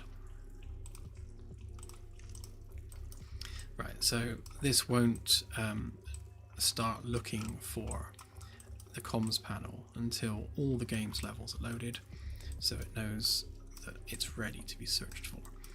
So if it's a valid index, then we'll get a copy of it and then save that as our comms console.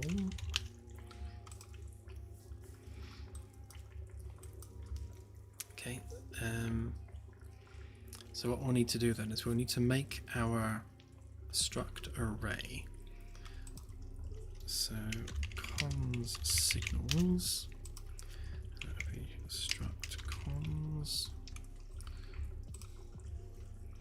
right, and you are an array. And you are also replicated.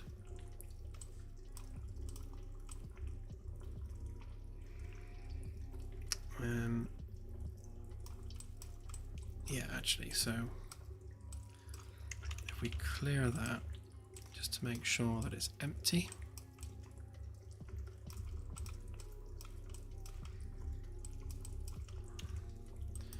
And then we will add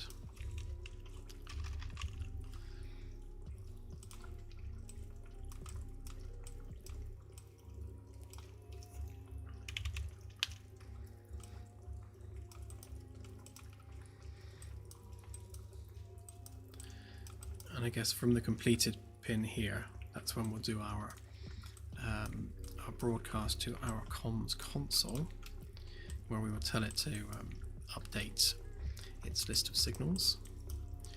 And to do that, we're going to need a blueprint interface.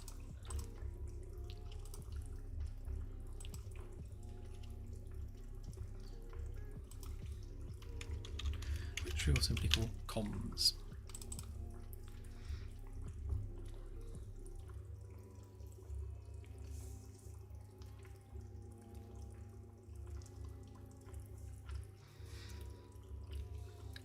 Yeah, I'm actually going to be replacing that event name with the gameplay messaging subsystem.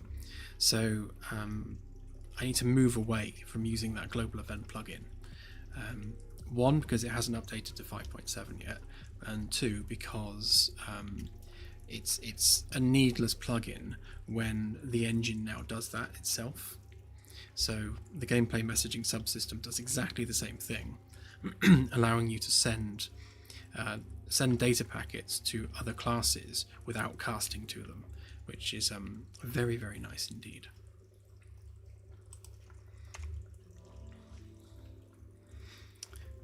So update comms signals. I should just do our struct in here. Signals. Struct comms signal, and that's an array.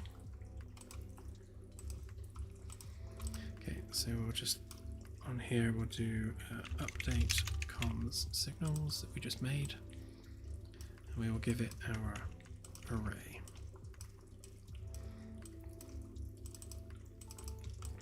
So what we're doing here is we're just testing that this blueprint is able to update the UI screen being a separate object.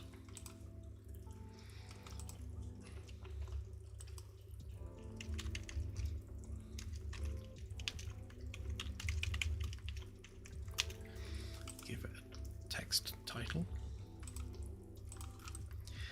Okay, so on begin play we're capturing the console, and then we are raising a random number of signals and sending it straight across. And it will send the same, actually it will send different ones just to make sure that we've got this actually working. So if we send active distress signal from an unknown, actually let's send it from a vessel and yeah, radio. So distress signal.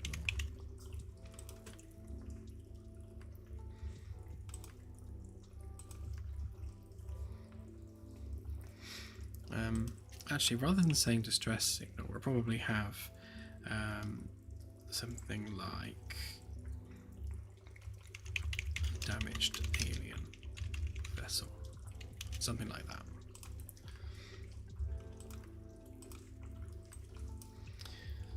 Okay, and just make sure that we're not doing the same thing on here, so we won't do that anymore. Instead, we want to add our interface, so that was BPI comms.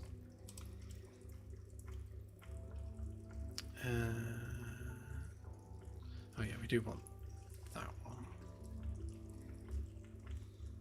I need to double check that one. We definitely want that one for the UI, that one for the comms. Probably need a power one as well. But that gives us access to that. So we will grab that.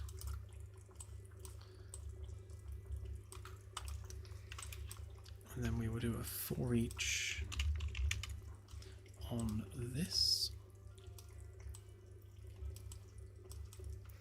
So we're clearing off our existing list items, and then we are simply adding them one by one. So that should now be being driven from the manager object, which we need to add to our little server cluster over here.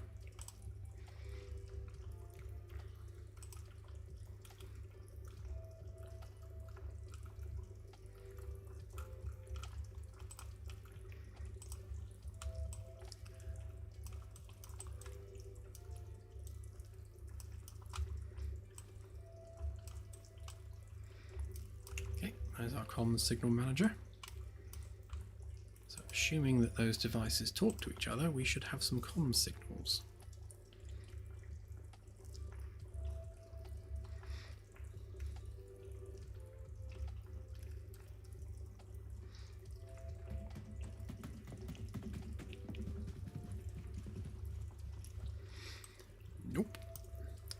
So the box is there. It's not doing its job. So let's try and work out why it's not doing it.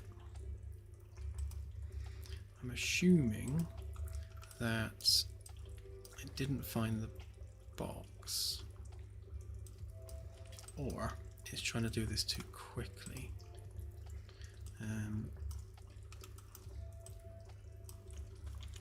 Let's just stick some debugs on here a sec.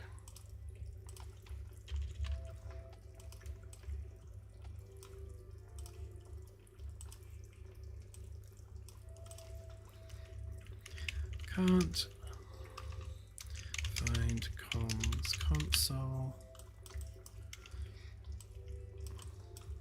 Then we'll stick on a yay message. Found comms console.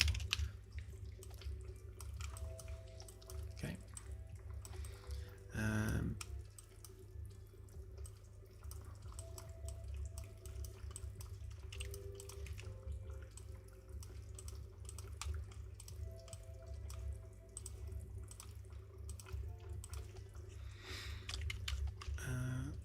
About to submit comms signals. I really cannot type tonight. Signals.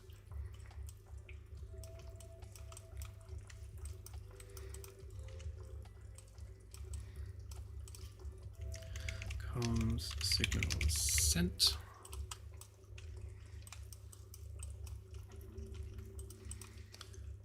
Okay. And then on our other end, to make sure, are we doing it? Right, I think I've immediately spotted the problem. It is that we are we're managing this on the UI. We don't want to do that. We want to do it from the actual console itself. So this also needs to implement that interface.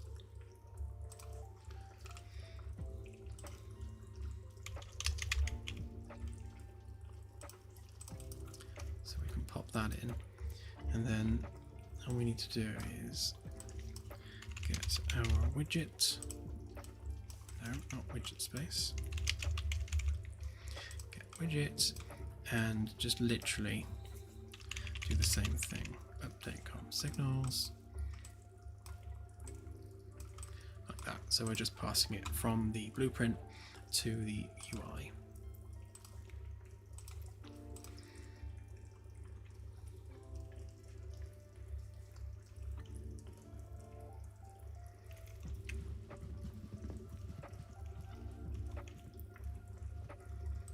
Huzzah! Okay, so we've got a bunch of distress signals which are coming from that box.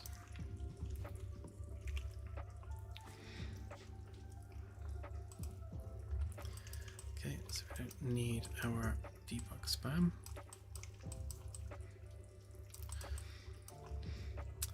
Right then. So now we know that we can raise a signal and we can get that to display on the UI. We need to start raising some actual signals.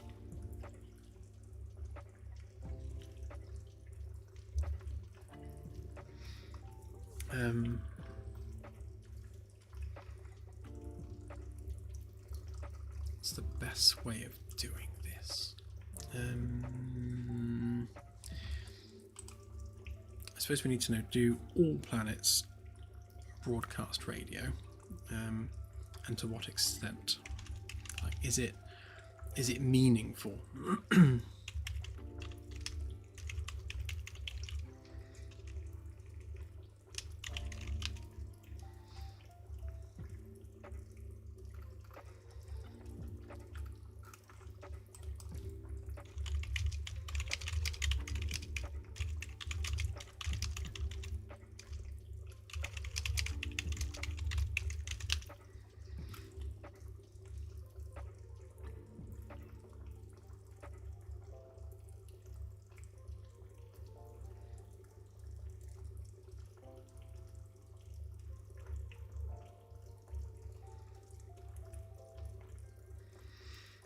Okay, so I think we'll probably avoid planetary signals for now. And we'll go with things like pulsars. Obviously, they're big objects that are creating a lot of radio transmission. What about the sun?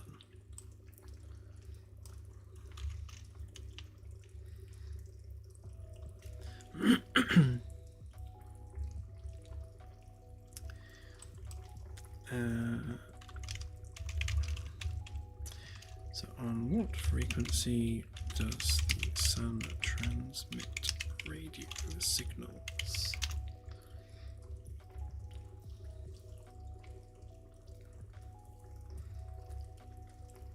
Okay, so basically across the board then.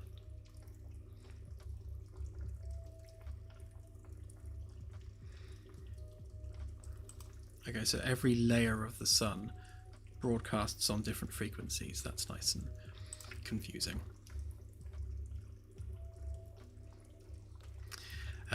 Yes, Lehe, that's exactly the plan. And we can do that using meta sounds. So we can literally generate the exact buzz, which would be very cool. Be nice and awful to hear that on the bridge at the same time.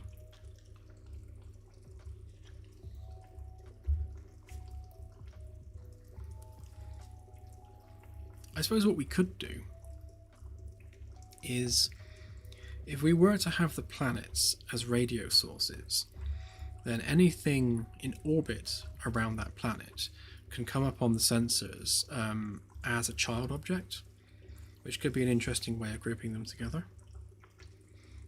So you could have a number of child signals around the parent object being the planet, and if you listen to the planet, you'll just get some white noise.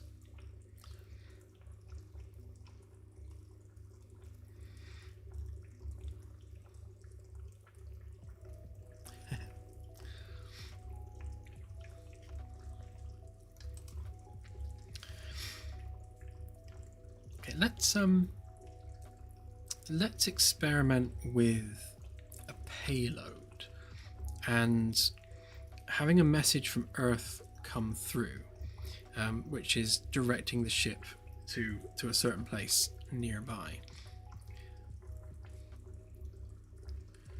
So I suppose we need knowledge of the local systems and probably, yeah, some of the life data as well.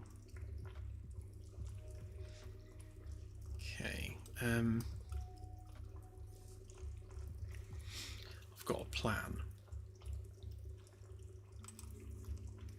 If we take our comms console a minute, sensors even. Right, so we want to be listening out for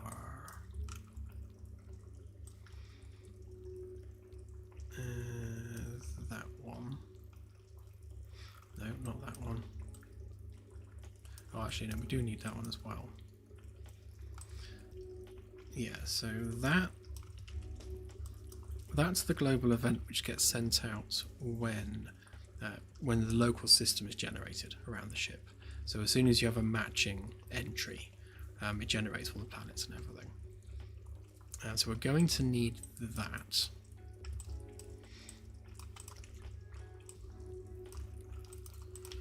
So we just need to go through and do a bit of setup here. So we definitely need that one, and then we'll store that. And we also need the full galaxy region, which is this one.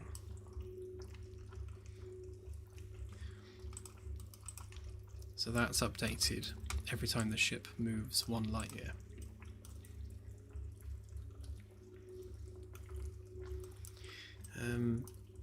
Yeah, so we've got 2 data sources here that we can pull from. We've got this, which is basically everything within a star system, including all the planets which are contained within that struct array. Yeah, so that gives us access to everything with which we can generate signals. And I think if we do, if we go with using the planets as the parent objects, having them be listen toable, albeit white noise, and then set up other signals as either, well, I suppose no, they'll all be child object signals. I suppose we also need to take our scan data into account as well. Obviously we don't want the comms panel to reveal that it's an Earth-like if you haven't worked out it's an Earth-like yet. So we've got that to look at. And with this one, this should just be very basic details about each star in the local area. But most importantly, it contains data for the civilization that might live there. So we know that if name is not null, then there's an alien civilization there. So randomly, we can make sure that the ship is sent to a location that does actually have an alien species living there. But again, not every time, because every time would become predictable. So I think we'll randomly send the ship to a habitable world. The justification being that Earth is also performing scans and analysis of the region around where the ship is, and they'll be alerting you to things that might be nearby. Just a way of helping guide the ship towards content a little bit. Okay, so those are our data pools. So we just get these squirreled away.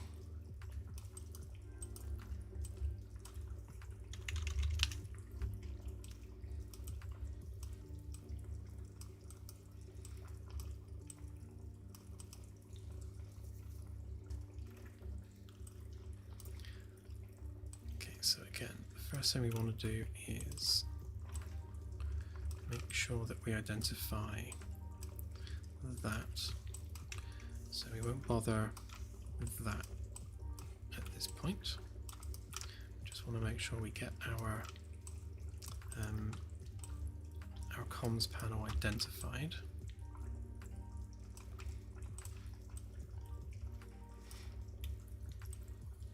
Okay, so armed with all of this information, I guess the next thing we want to do would be to start the process of generating actual comms traffic. So I guess we'll do that from here. So if we make sure this is replicated,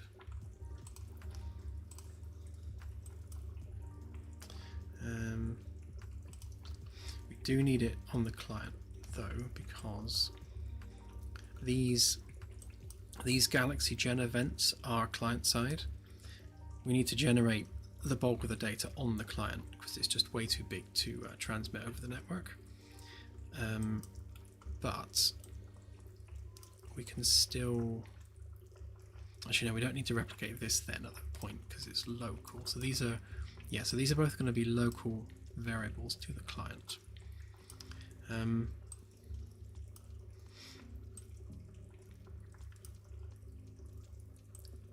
But that said,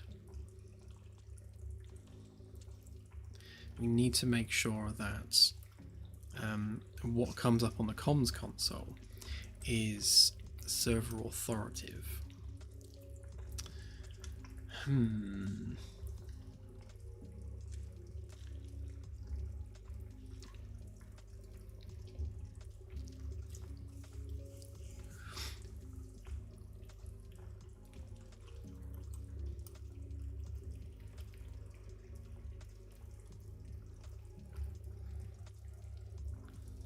I suppose, thinking about it, as long as the server and the client are generating the same data, which they should be at all times, because it's working off of the same seeds and everything, then the UI, what it displays, can be driven on the client.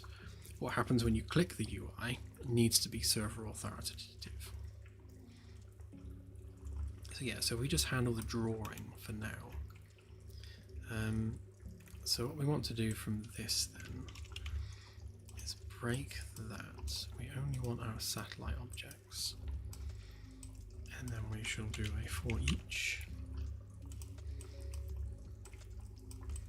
So we can add these as a radio source.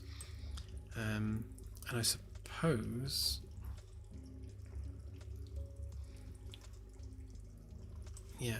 we want to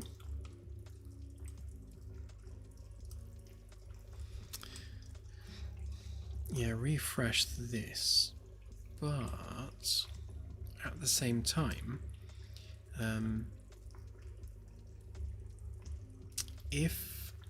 we're probably going to have to manage different containers for comm signals coming from different locations, because obviously we're going to have comms signals which are external to the ship, to the system that you're in, but also comm signals which are within the system. So maybe if we call this one natural system signals, and then what we'll have to do is combine all of them, so that we're updating these arrays at different times for different reasons. Like this one will basically pull out anything that's a neutron star, and then list the neutron stars as radio sources or X-ray sources. Neutron star broadcast frequency.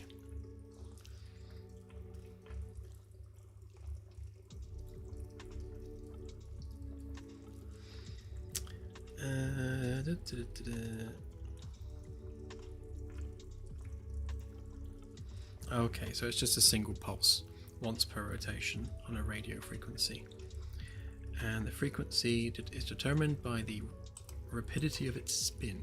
Okay, I'm sure we can factor that in.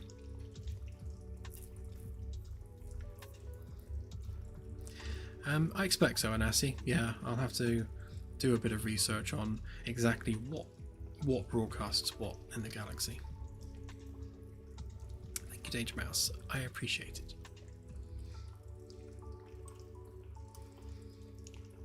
Okay, so what we want to do is promote this to celestial signals.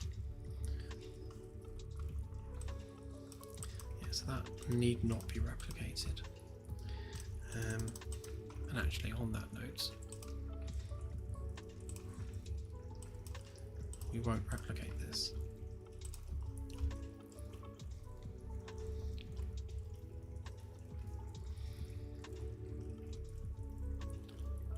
No, we will replicate it, actually. No, we won't replicate it. It's an awkward one, because if... Oh, stream crashed. Yeah, so we're generating some data on the client for the celestial stuff because it's being generated locally. But we're also generating some stuff on the fly, driven by the server. Then you've got a combination of client and server data that needs to be merged together. So I'm wondering whether we just make the server side, that there might be a small enough amount of data here that we can replicate it. Because the server... Oh, no, we can't because... Oh, yes, we can. Hang on, I'm going mad. I'm trying to cover all bases here so that if the client is on a different ship to the server, then their vision of the galaxy is going to be different to the server, because they could be in a different sector entirely. In which case, the host won't have access to that specific data. Yeah, so I do need to combine the two.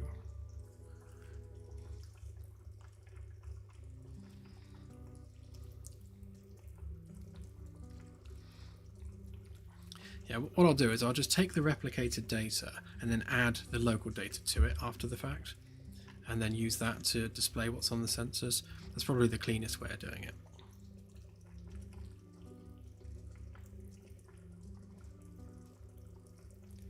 Plants, yeah, so plants are going to be driven by the conditions of the planet. So we'll look at the spectrum of the star, how that affects the atmosphere around the planet in terms of, you know, light absorption and that sort of thing, the gravity of the planet, and generally the conditions on the surface, like how hot it is, how cold it is, etc. So already there's a lot of data there that will drive the visual appearance of plants. So things like the predominant leaf color on the planet is very much dependent on the spectrum of light that it's absorbing. So on an M-class world, you would expect darker or even black leaves because it has to absorb that much more energy from the local star.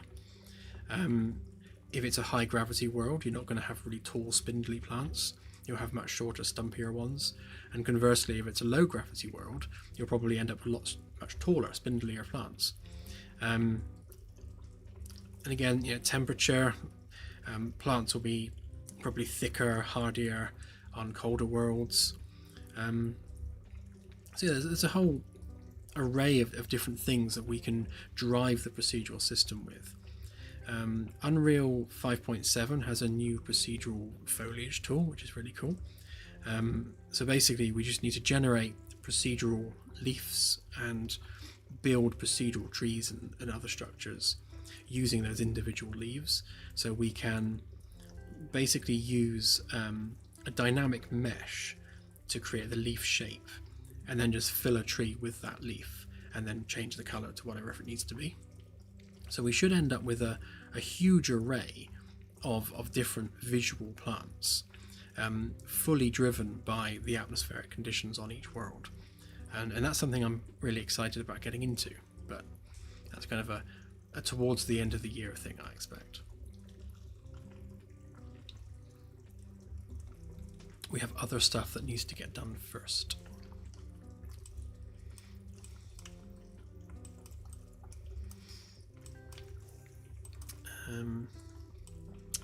Right.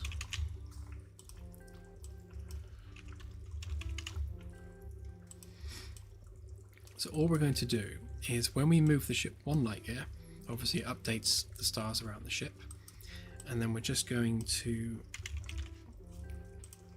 check the class of the object, which should be that, and if that is equal to a neutron star, then we will add that to our array of celestial signals.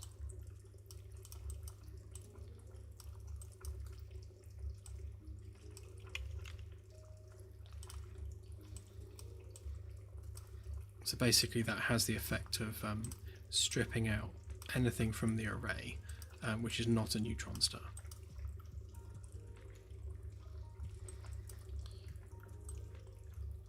And yeah, actually before we do that, it would be prudent to clear that.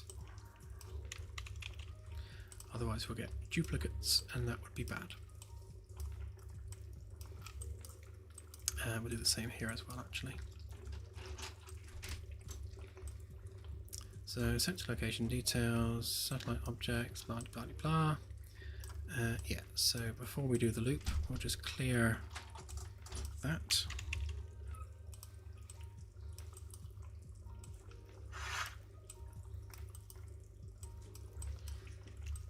And then we shall add our various planets. I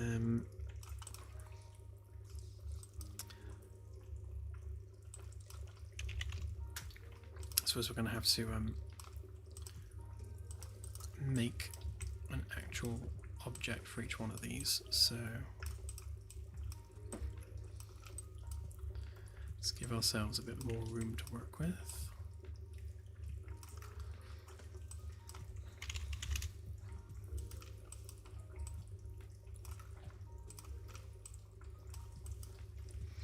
So this is all the data for any given planet.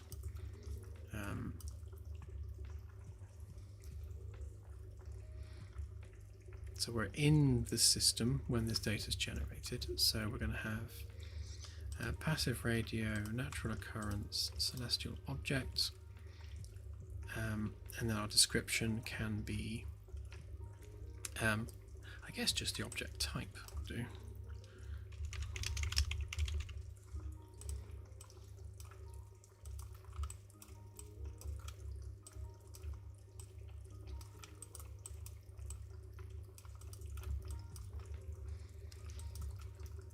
And then when we get further into this and we start rolling in the customization, not the customization, the scan data, then we've got obviously different names depending on how much you've scanned the object, so that we can change what it says in the signal description dependent on scan data. So the level 0 name would be unknown, and then obviously that would just say terrestrial planet, and then atmospheric terrestrial planet, and then finally it's an Earth flag.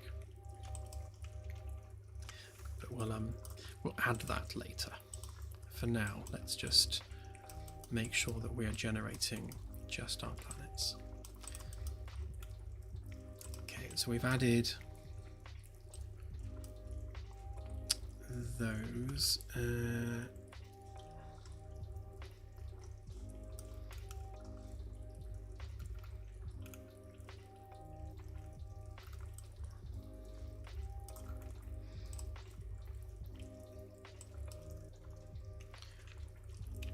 Do local natural system signals, or even more sensibly, local system natural signals.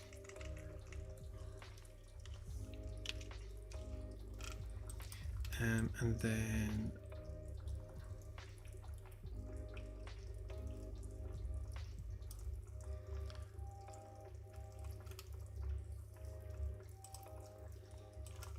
that's actually our neutron stars. So after we're done updating that, then we want to be able to, for each on that one,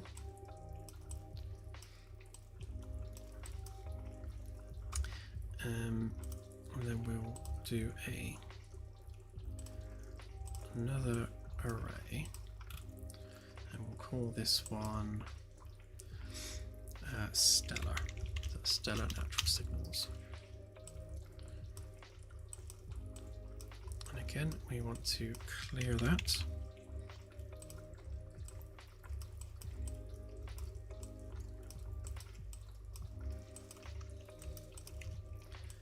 And then add each of the neutron stars.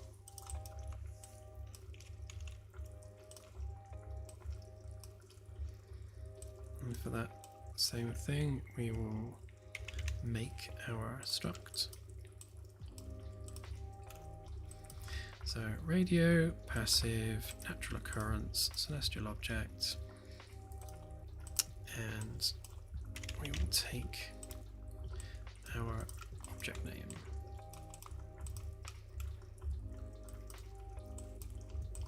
Which would be that.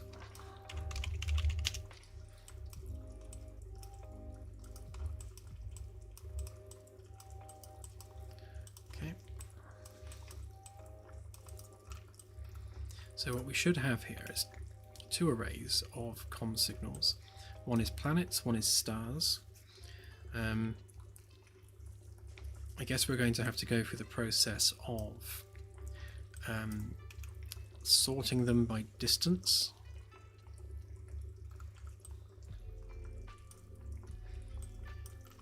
Which I shall do in a minute. Actually, that's a good point. We need a vector on here, or 2 vectors on here. So we need galaxy coordinates, and we also need our local coordinates so that we know where that object actually is in the grand scheme of things.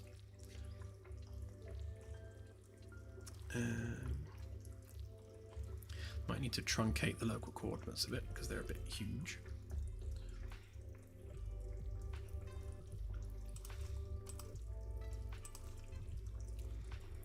These will all need recompiling because I've edited the struct.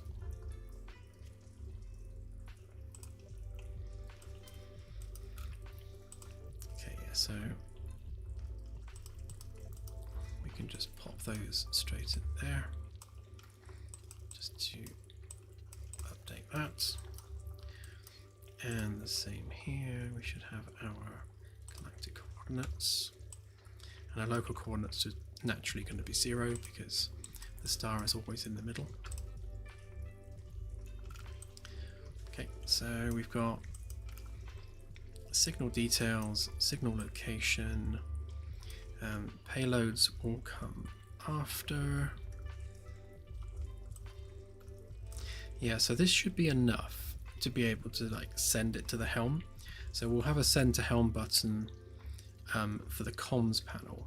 So you'll be able to basically navigate the ship to a comms source as much as you can, like another object. Okay. So I suppose if we just do a custom event here for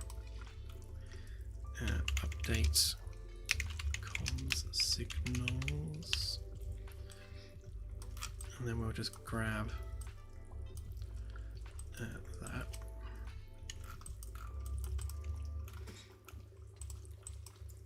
But we need to combine these arrays.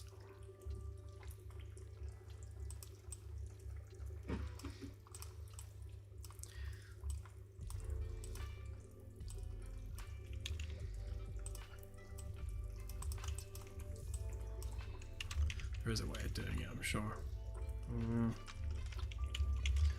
Is it append? Yeah, there we go. Right, so we're going to append these 2 arrays together.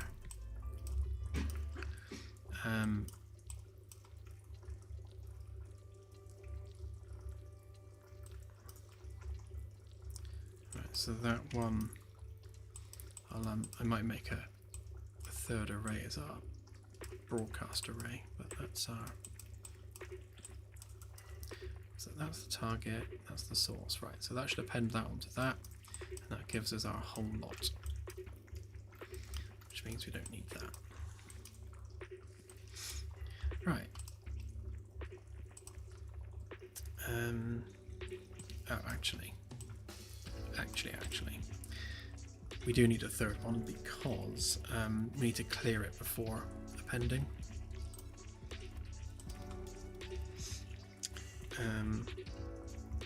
So full signals list.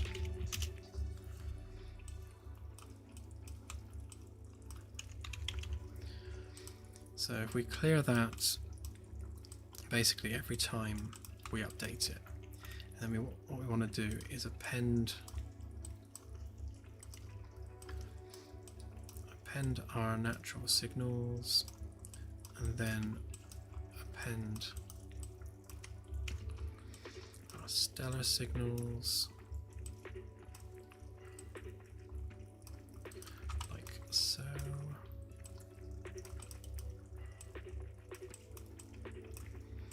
And then simply replace that with that. Right, that's better. So we clear the array, and then we append our 2 subarrays, and then we send the whole lot as one big list. I'll add a sort into that as well. So we'll need to do a distance measurement at some point. Right, let's just see whether that gives us a list of planets and stars.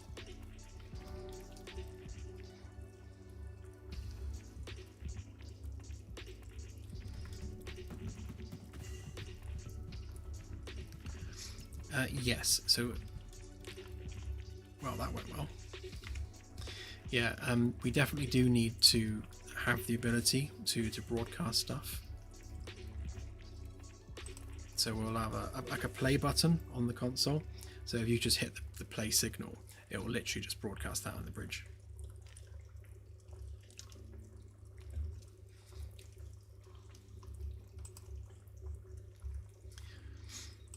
Right, let's step through this then and work out which bit didn't work.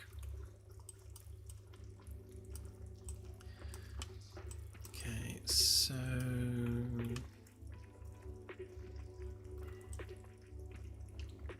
yeah, we're registering that immediately.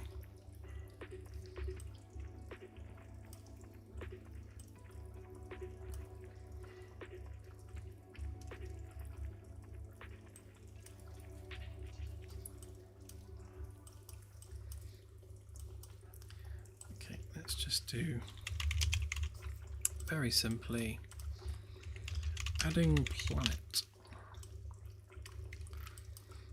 and then adding star. See whether any of those actually happen or not.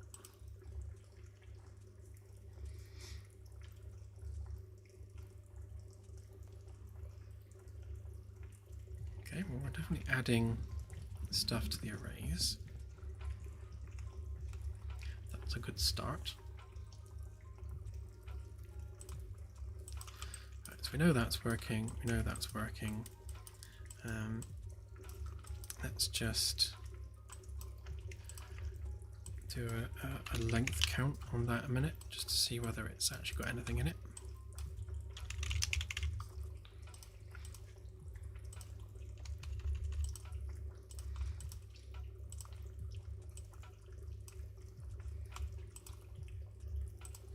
That should be a non-zero length.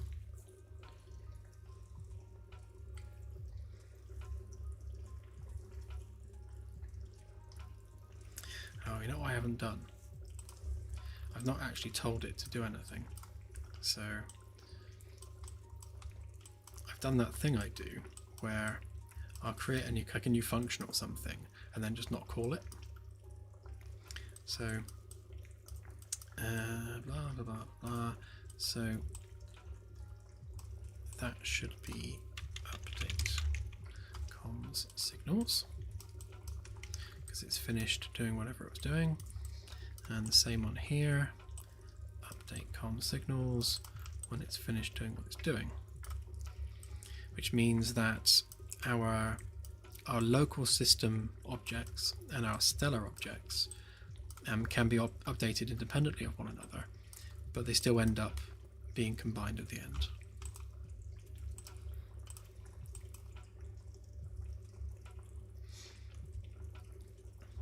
Have a good one, Quick as me. Thanks for watching, as always.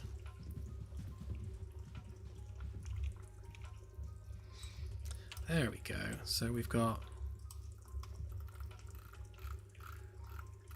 a bunch of lava planets, a bunch of gas giants, and a whole load of neutron stars.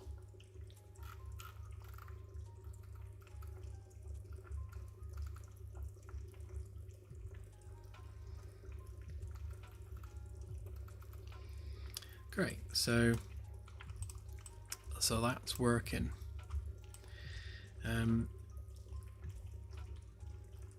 Yeah, I definitely think some kind of distance-based filtering is going to be needed on this once we start really like filling it with stuff. Because things like the neutron stars, you know, for the most part, you're not going to care about them. And they're only really there for a bit of extra depth. It'll be fun a few times to listen to neutron stars, but ultimately they're probably best left in an optional location. So if you want to listen to them, then you can click on them. Otherwise, they're not getting in the way.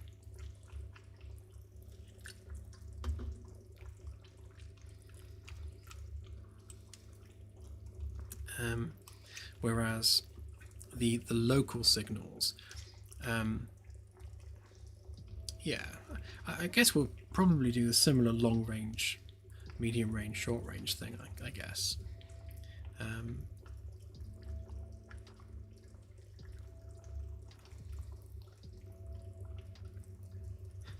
Well, if Spotify has an API, that might be possible.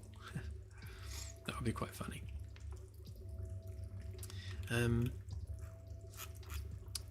Yeah.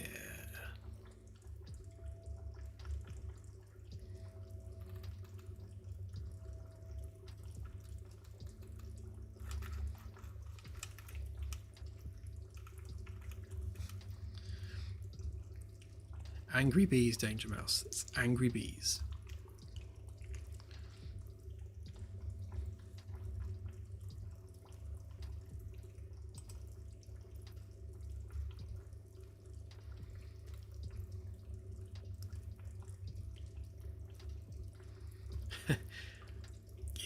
Yeah, I think we need to limit the ability for people to annoy other people.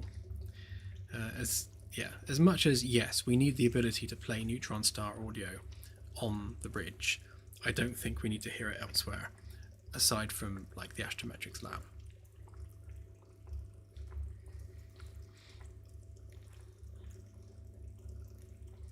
Okay, so that is working.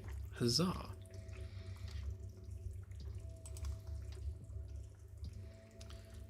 Right then. So again, just to kind of recap for my own benefit, really. So we're grabbing all of our local objects, all of our stellar objects that are relevant. We're adding them to the comms signal list, which is being displayed on the UI. We're capturing vectors for the locations so we know where they are.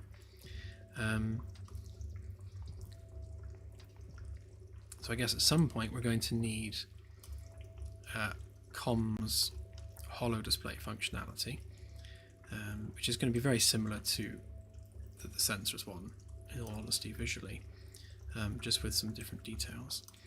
So we need a center helm button on here, so that needs to be added.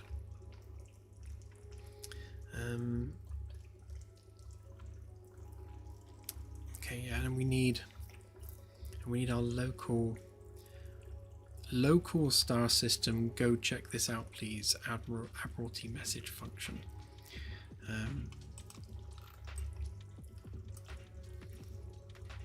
Let's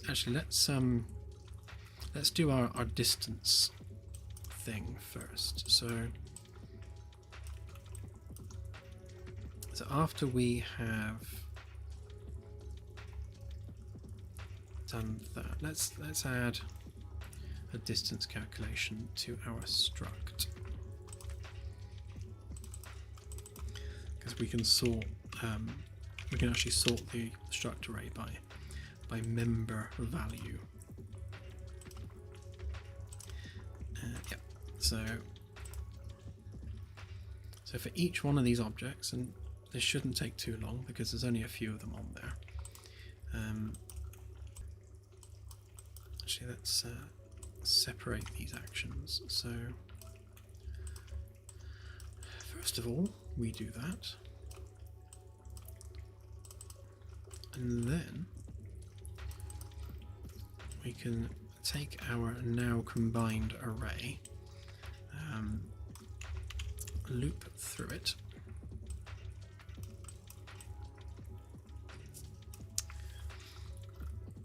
or do we do that here? Let's do that here. So that will be sort by member name, which is going to be distance ascending, should be right. Yeah, so we'll sort the struct and then we will send it out. So if we capture the distance at this point, so I need to know where the ship is.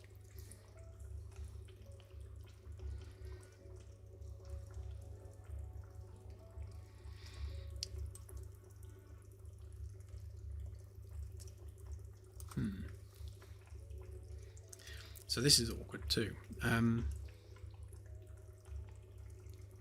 When we're measuring distance to the local object, that's actually measured in centimeters.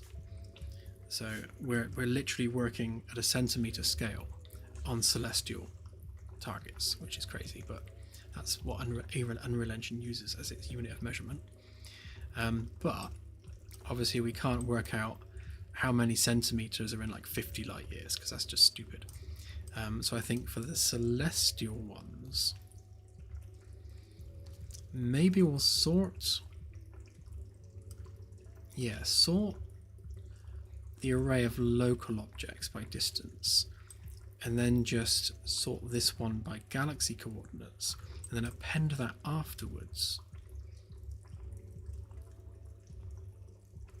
so that it's always at the end. Yeah, I'll do that. Which means we do need to sort them before appending them. Which means, to be honest, I may as well do it here before sending it. Which means that can go back to how it was. So we'll pre-sort them before doing the append.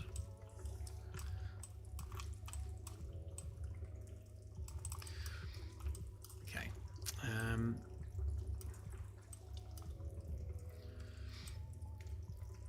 So the other thing we need to do is we need to grab the ship details from game state, and we'll store that before doing this.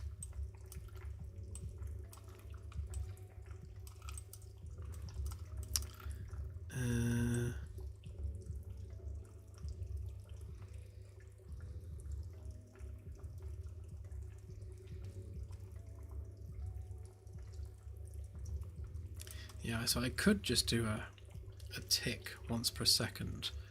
In fact, I think I will. And we'll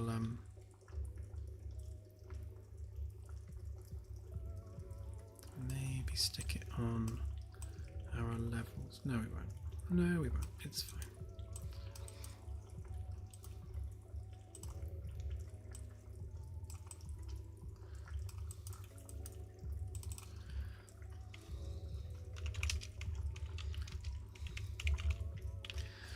So once per second we will get our ship state, which means we need a function called that, just so we constantly know where the ship is. So if we get game state, cast to Starship game state, and then we will get ship state. Wow. Great spelling. So this is an array of all the different ships. I'll just get 0 for now, just because we're experimenting with it. So that will give us basically exactly what the ship is doing right now. So it tells you where the ship is, what its target is, whether it's a warp, that sort of thing. And we've got that in a more granular way as well, so we can filter based on whether it's like in the middle of engaging warp or not. But specifically we only care about those two, so we shall promote these to a variable.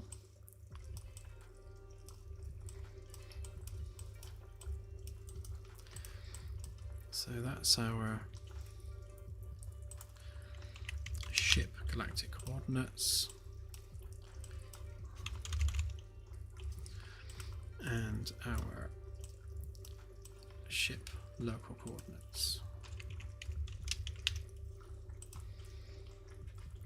So that will just refresh once per second. This array is being updated continuously by all the ships and shuttles. So at some point, we'll I say some point. Let's just do it now, shall we? Because otherwise I'll forget. Get our player controller. Cast to our player controller. Get current vessel. Yeah, so every time we move between a ship and a shuttle, or a ship and a station, or a ship and a surface, or a ship and anything else, our current vessel ID changes. So it just means that we are getting the coordinate details relevant to whatever vessel we're currently standing on.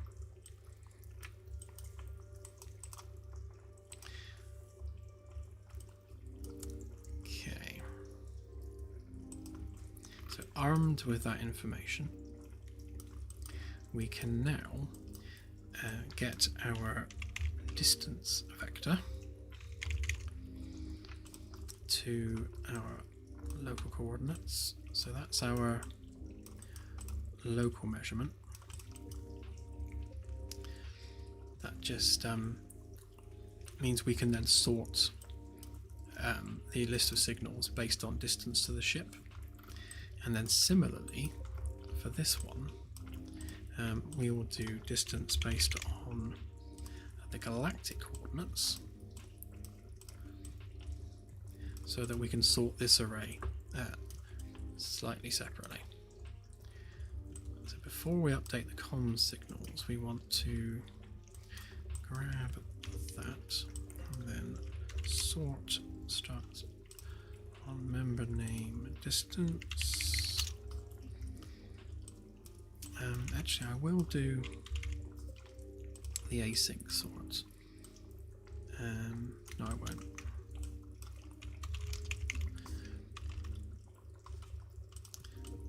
That often has issues, so let's just take the hit. It shouldn't cause any hitching because there's such a small struct.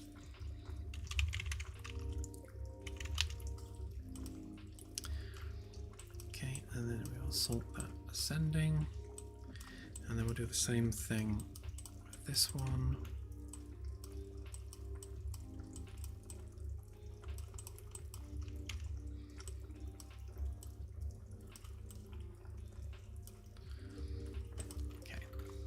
So both of those should then be sorted by that distance value.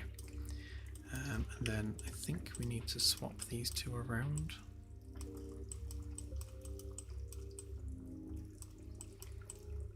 For some reason it was appending in the wrong direction.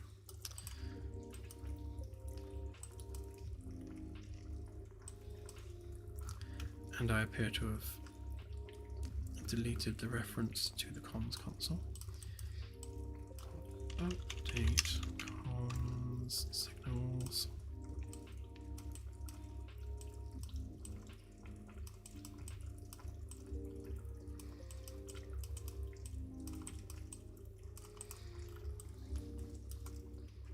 Hey Alex. Yep, so far so good, thank you. Right, so we should now have all the neutron stars at the bottom listed by distance. I'll add distance to the UI actually so we can see. Yeah, so atmospheric terrestrial planet is the closest thing to us. Can confirm. And then it goes all the way out to the neutron stars being furthest away.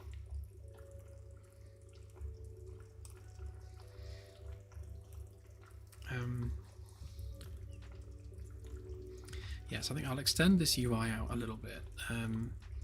We'll stick distance values on the coordinates.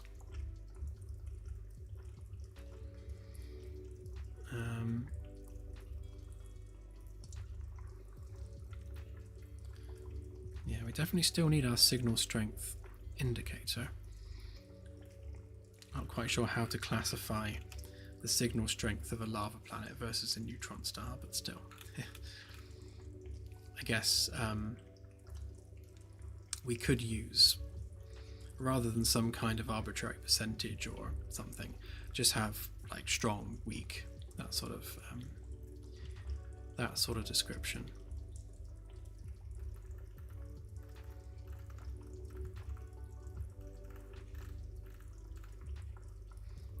I guess neutron star would be very strong, whereas an ailing ship would come up as very weak.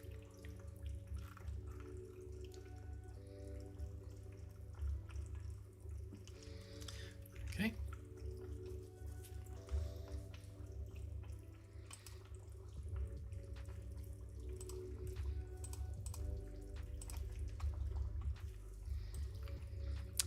Right, what's next?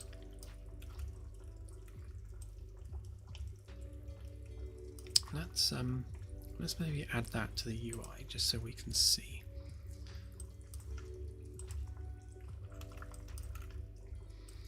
I guess that would be good to add our coordinates to.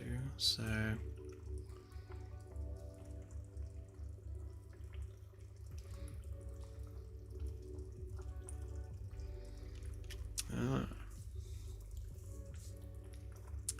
so here's a conundrum. If it's a celestial star, if it's a stellar object, ideally we want to display the coordinates in terms of light years. But if it's not, then we want local coordinates, which are displayed in centimeters, which we need to collapse down to kilometers. But how do we know the difference? Because we've got no way of differentiating between the source object. So we can't use like whether it's a ship or not, because we might be dealing with a ship sending a signal from several light years away, so that doesn't work. I suppose we need like an in-system boolean that we can work on. It's probably the most straightforward way of doing it. I like just like local, or specifically local system. So is this object in the local system or not?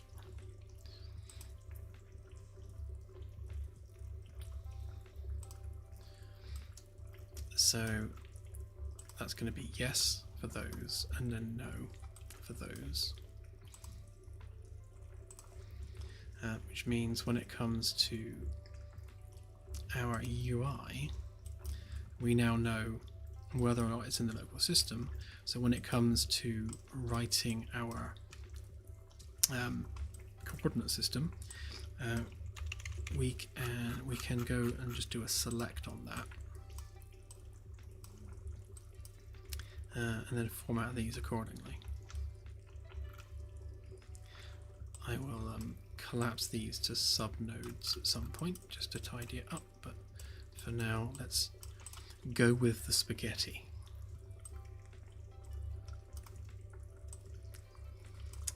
Right, so if we break that vector into the X, Y and Z and do the same with that one, and then we can then format these.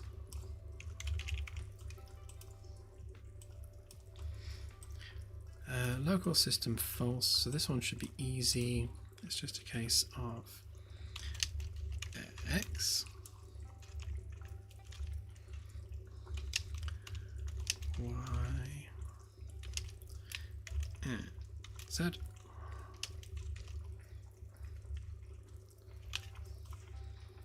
just plug them in directly like that. So that one's easy. This one we're going to have to do like multiply by, I think it's 0.05 2, 3, 4, 5. I think that to convert centimeters to kilometers. Hang on, let's just check.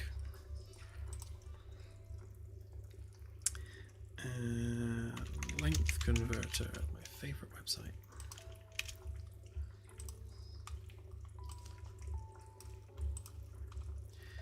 Right, so 1 kilometer is that many centimeters. So no, we want the other way around, don't we? So 1 centimeter is that many. So it's 4 zeros, not 5.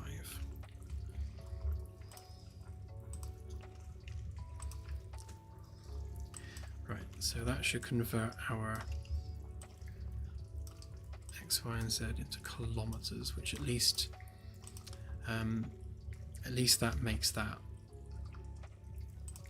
less lengthy. Actually, that's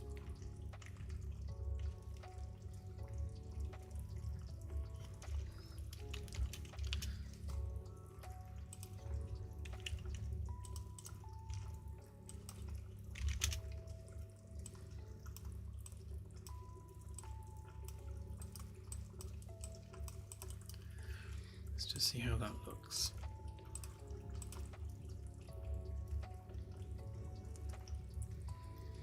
It was indeed binary.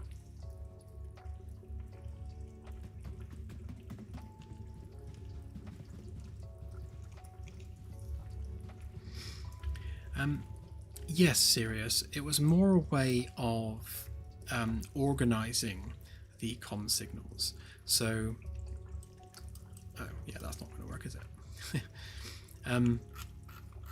So that we can basically make them child objects. So if there are signals that are around this this planet, for example, then we'd make them child objects of that planet. So you'd see them indented as child objects. So it gives you some clearer idea of where in the system visually those signals are coming from.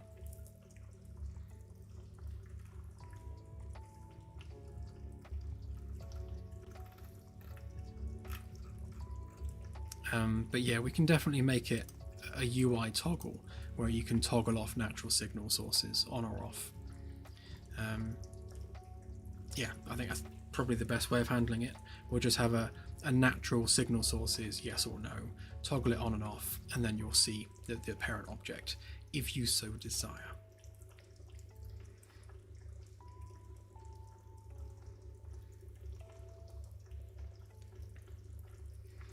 Yeah, we'll have whether it's a ship or as part of the description. So earlier on in the stream we were setting up like what type of signal is it, and then you know, how do we classify it in terms of the type of signal there, and what technology is being used, and where's the signal coming from. So again, is it a space station, is it a vessel, and then we can highlight all of that on the UI as part of the UI update. But yeah, I need to sort that out because that's a huge long number.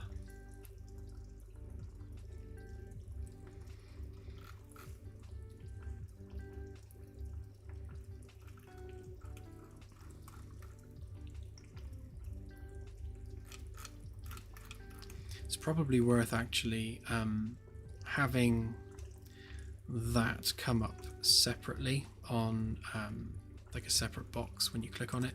So when you click on each one, it tells you where it is separately, because otherwise we're going to get lots and lots of bloat on this. But just make sure we reserve this for the pertinent information only. But yeah, I will stick an icon on there for whether it's a radio or X-ray or whatever else type of signal. We'll have an indicator for signal strength, and yeah, then we'll clean this up a little bit and just work on the wording, make it a little bit more engaging.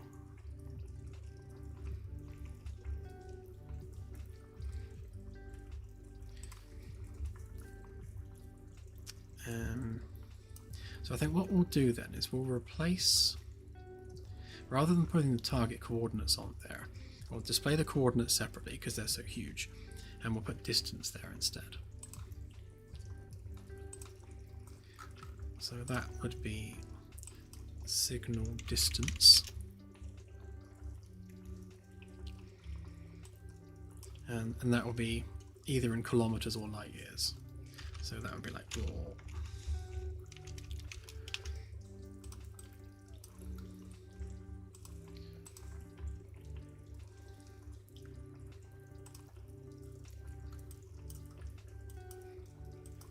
So we'll keep our same local system select statement, but rather than doing that, instead we will just replace that with distance.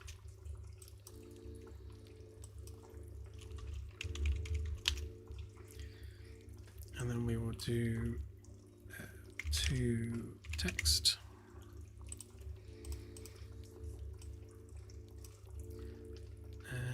So we don't want more than 2 fractional digits. So that should give us our distance in light years. And then a similar thing here. We want to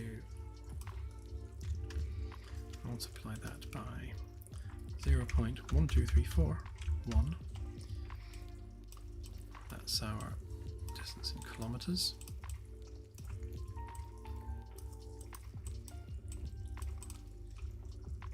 That should be cleaner. Yeah, that should do us actually. Let's just make sure that that's actually outputting.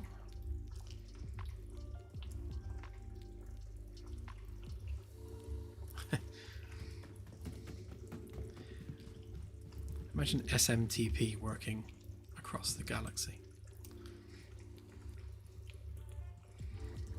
Okay, yeah, that's better. So I might remove the decimals on that actually, because it's a little bit hard to see.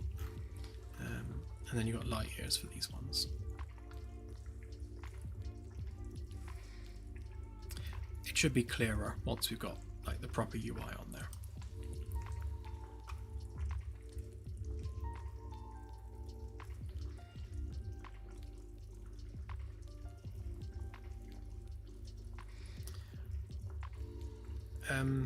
Yes and yes, Alan.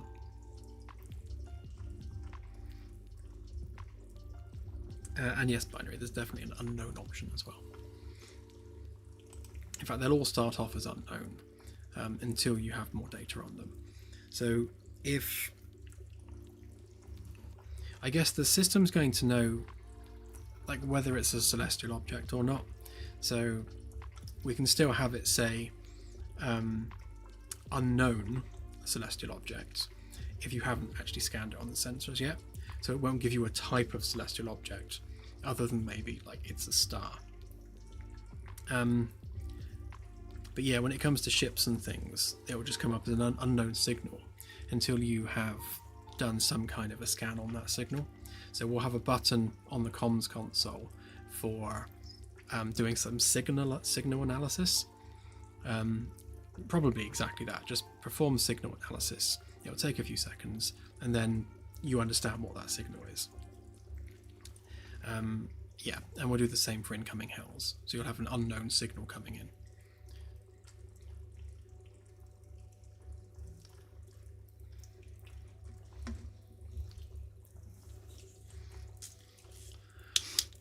Yeah, someone did mention doing 12-hour streams. I can't remember who it was now, but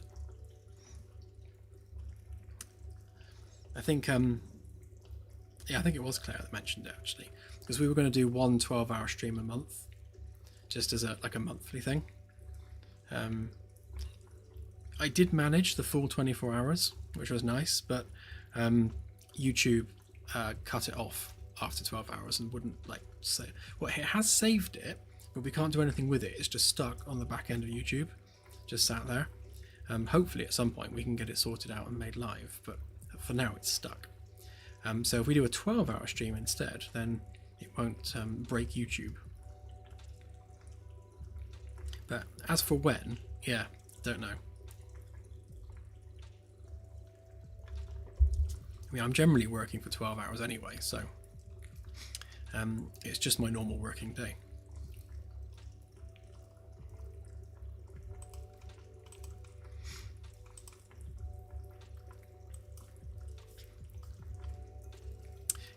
Yeah, that was the problem. Yeah, the problem we have is that the actual video on the studio side of things, it does show the full 24-hour length, but we can't edit it, we can't download it, we can't do anything with it. It's just stuck there. So we need someone in YouTube to come along and kind of unlock it for us.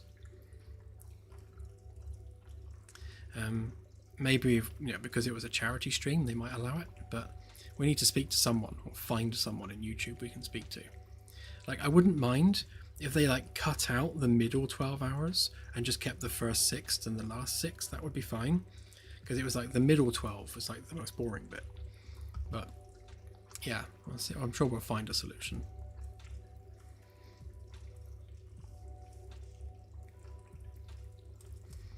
But it is still there, which is the promising thing.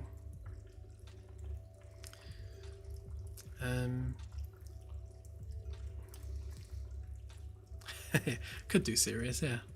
I don't want to, but could do. Oh, that sucks, AJ. Yeah, numbers dropped to like, well, I think it was like 10 people at one point during the 12-hour in the middle. It definitely was the quietest period.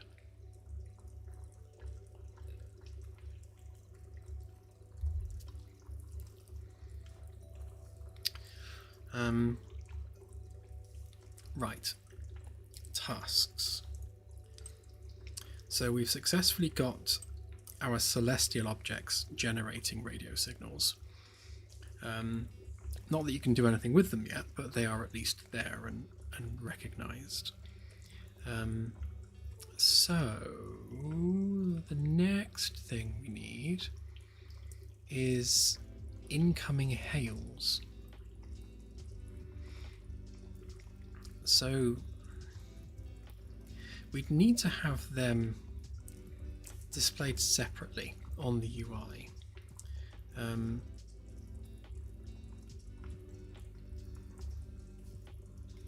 Yeah, because hang on, where's the UI? I've lost it. Because as much as we've got the comms signals, we also need like an incoming hails section. This is going to have to be like a multimodal display. And I think what we'll do is we'll have a tabbed interface, but we'll also have maybe like a pop-up that comes up over the top of everything. So if there's an incoming hail, you just get like a pop-up window that's like right in front of you, so you can't miss it. Somewhat like separately from there. Actually, no, it can't be separately from there. It would have to be on here.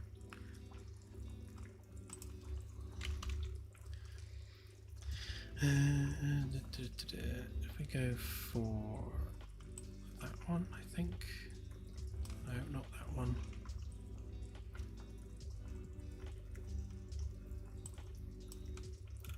Yeah, something like that.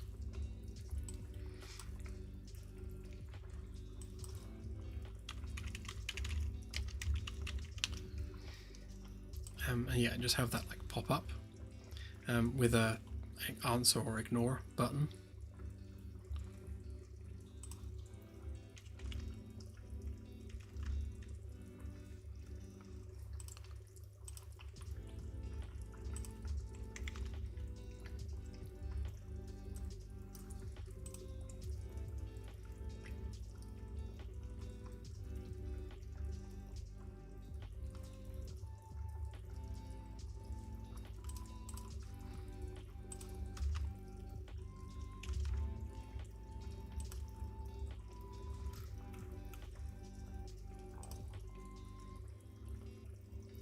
That's weird. Why is it aligning over there?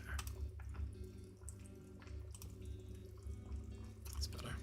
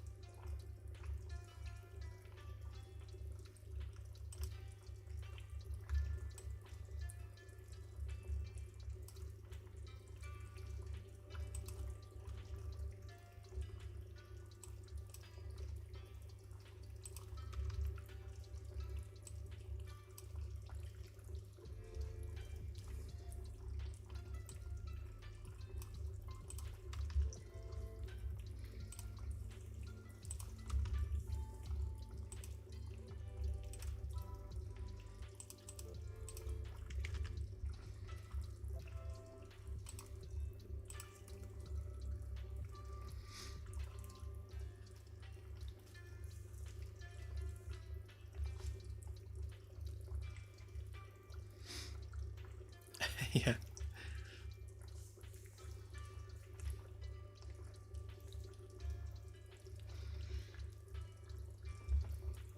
Yeah, we definitely need... Oh, it will be a big thing. So the incoming hail will come up with like all the details that you have, like the comm source detail, basically as much information as we can include on the incoming hail we will. And obviously that would be from one of whatever these are. So we can probably flash one of these and also have this come up at the same time. Maybe if you dismiss the message, then the signal source on there can still be flashing.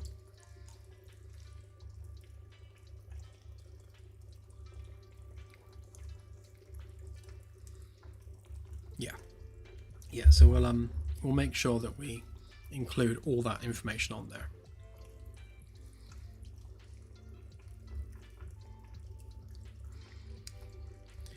To a point, Spudgun, yeah. It's one of those things where we've got the basic outline of everything storyboarded. I mean, it's not really storyboarded in the literal sense, but it's documented in terms of various text documents with just descriptions of how we want things to play out within the game, and things like we have a general idea of how we want the comms gameplay to work, but in a lot of things you don't really refine that until you actually start playtesting it, because what you think is a good idea on paper turns out to suck when you actually try it for real. So that's why we go with this iterative approach where we are developing and refining and iterating and changing things, and if one idea doesn't work, then we'll try something else.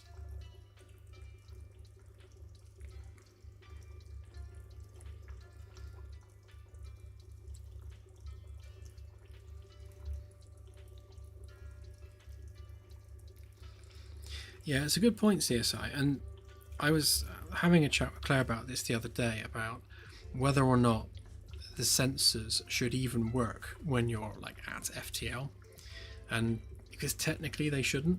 So if we were going to be like super technically strict about it, then you shouldn't be able to send or receive anything outside the ship whilst it's inside a warp bubble. But that's not going to be a very popular choice if you can't scan things along your journey. So I think for the sake of gameplay, we're just going to have to say that signals can get in and out.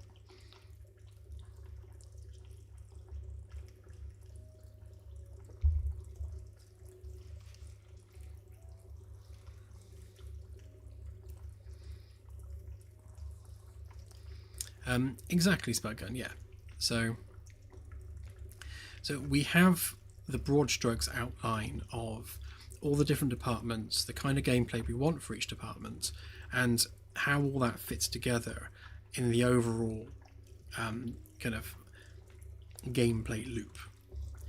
But when it comes down to the specifics of those things, like handling how the incoming hail actually gets dealt with in a very detailed way, we're iterating that as we go.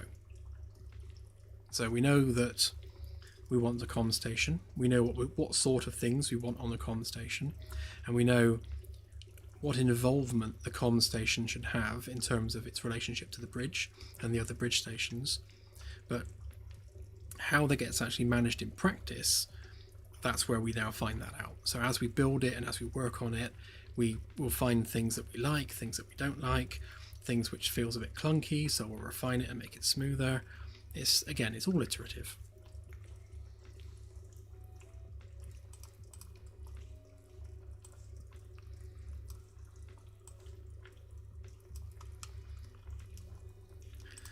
I'm going to wrap these with a canvas panel.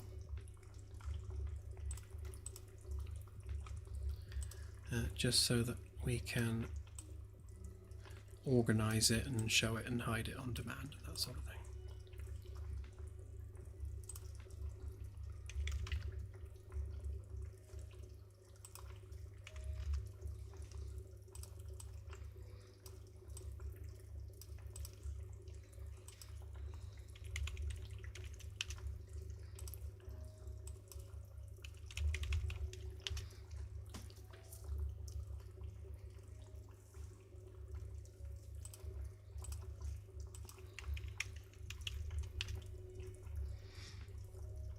Something like that.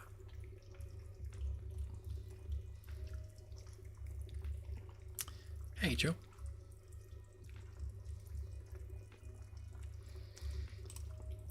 Basically, Spellgun, yeah. We have our basic plan, and then we just throw stuff at the wall and see what sticks.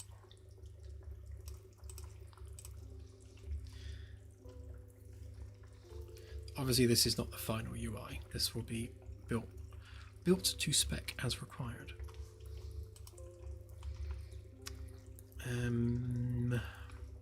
What's the best way of doing this?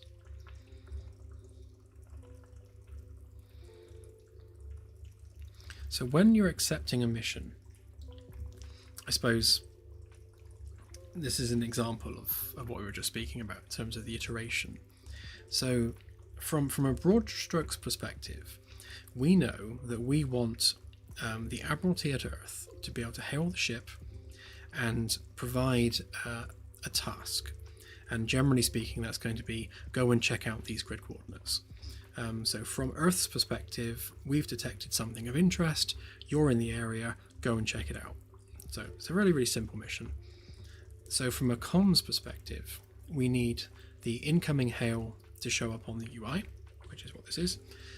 We need the ability to accept that incoming hail. And then what comes up next needs to be the actual mission briefing. So I guess we'll do a multiple choice text-based conversation. I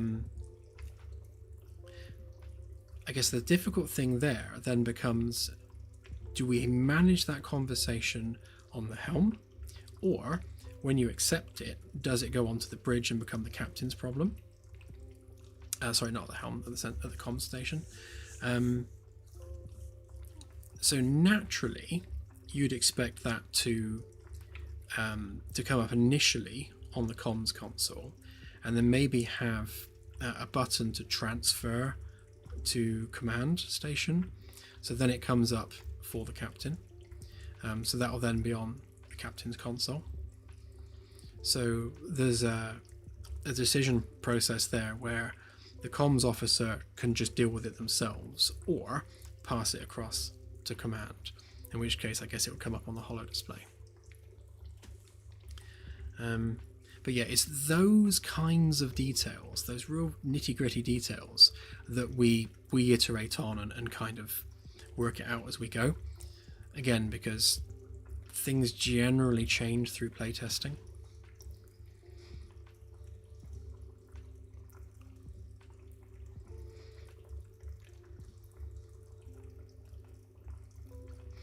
Yeah, I would say I like the idea of the comms person being a receptionist. obviously, the comms station is where incoming hails are going to appear. So we know that. That's where they're going to crop up. What happens to them from there needs to be, where is the call being rerouted to? So I guess it could be rerouted to the conference room, the captain's ready room, or just the command console. So we need to make sure that the UI caters for that. And also that there are UIs in the destination places where that can then be picked up. So I guess if you would then transfer that, I guess you would accept it first, do that initial contact, and then transfer. Or I suppose not in some ways. I'm just thinking, because if it's a call from Earth, and you know it's a call from Earth, the captain can then say, I'll take this in the conference room, or I'll take it in the ready room. So you would simply transfer it there and then, and it would start ringing there instead. I guess that makes sense.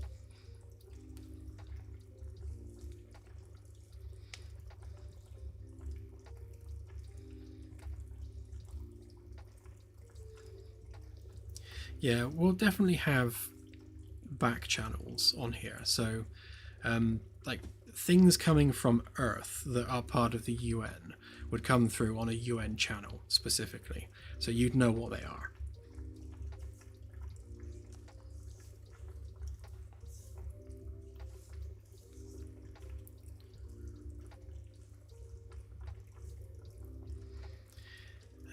So yeah, I guess in this instance, if we add some text on there a minute.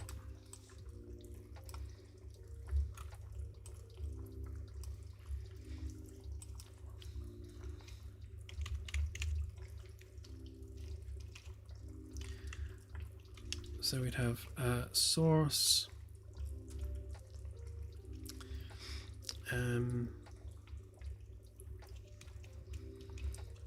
Actually, if we just do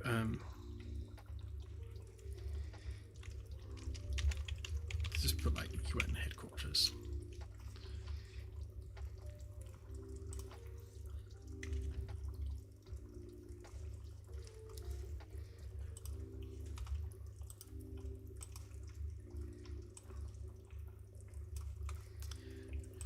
And then we would have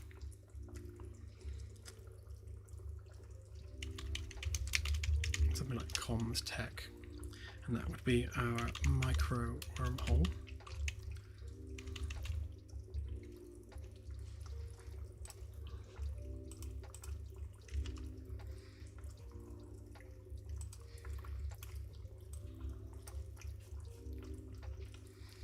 Something like that.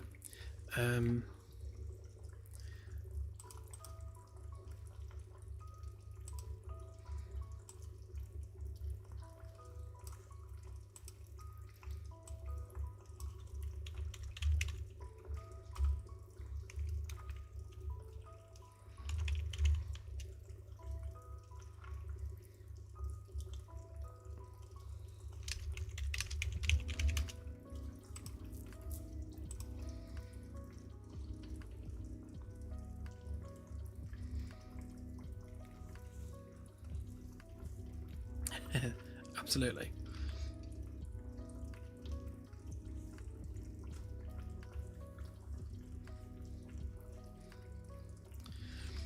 Yeah, true. And I guess the priority would only apply to Earth-based conversations.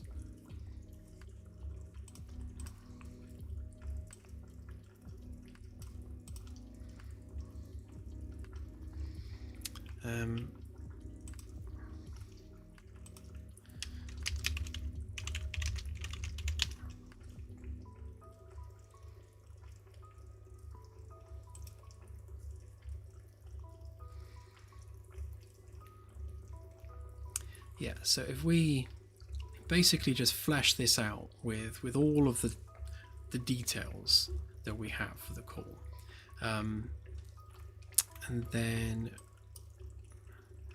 yes, if we expand that out,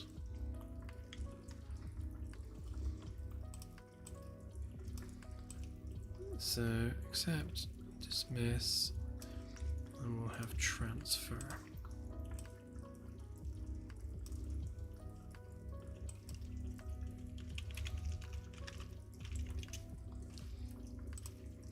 And then they can be a bit smaller.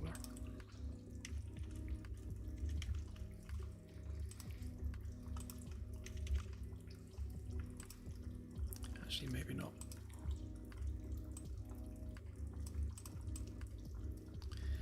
Do they have to be the same size, really?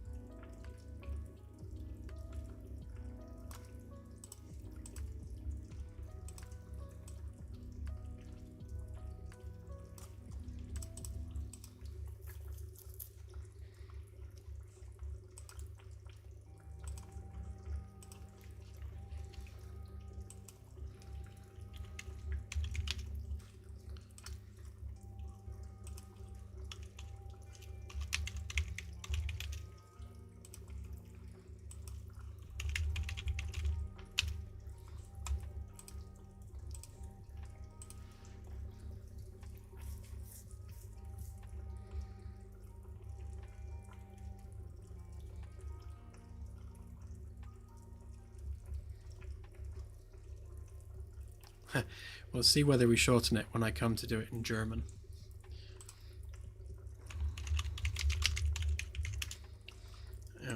What is transfer in German? Überweisen. That's not too bad.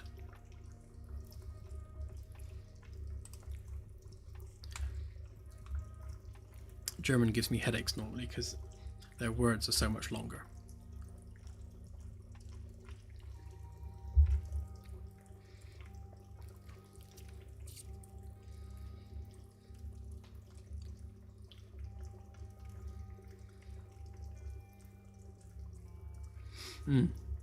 Yeah, when we do alien languages, it will just come up as gibberish in different characters.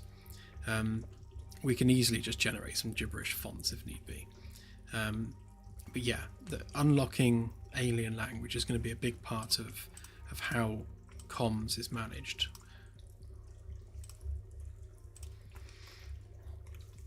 Alright, so if we just run with that as our test.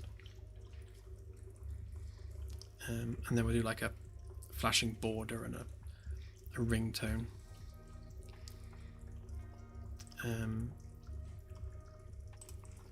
So we want that to be variable incoming cool, because we will show or hide that and its child objects. So on construct, or even on initialized will do.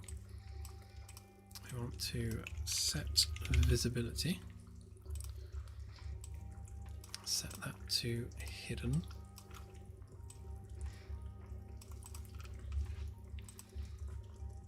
And then I guess if we do a timer, no, not timer, a delay, let's say 20 seconds.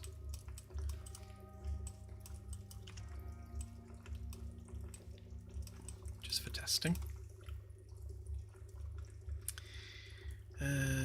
Visible.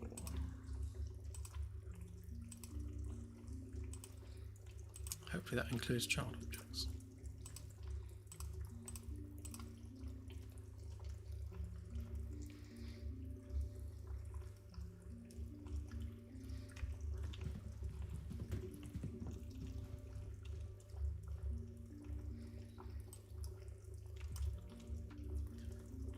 There we go. Incoming hail. Hurrah! And obviously that does nothing right now.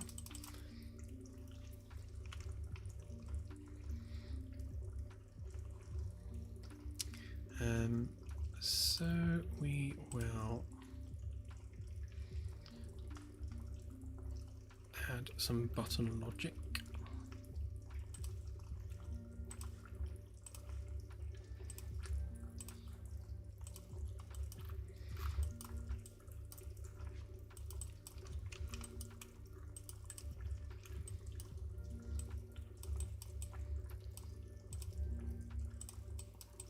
So for now, we'll just hide it,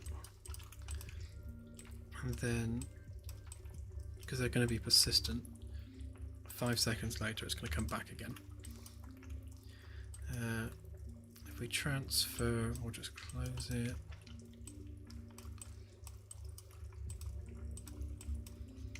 Same with accept, because right now there's nothing to accept.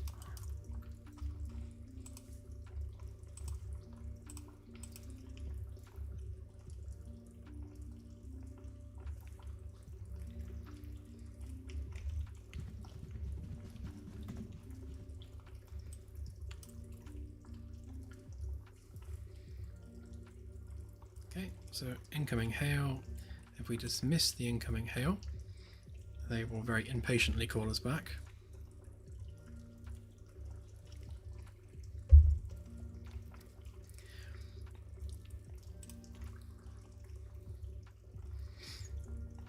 We should have it so that if you keep ignoring it, then like the level of urgency just goes up and up and up as they get more and more annoyed.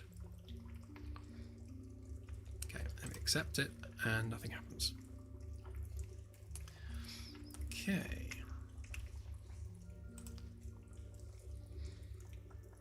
So right now, we are generating that behavior on the UI, but we want that incoming hail to come from here, from our comms manager. So we need to generate an actual comms message, which we'll display separately as a separate window. So for that we're going to need another struct, and this will be our payload struct.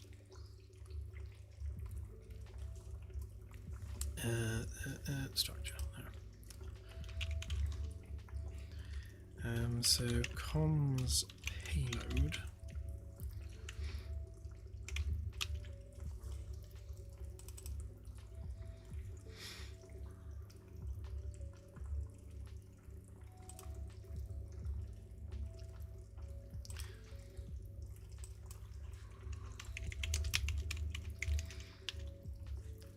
Okay, so we'll do just text, and I guess we need to know what type this is, so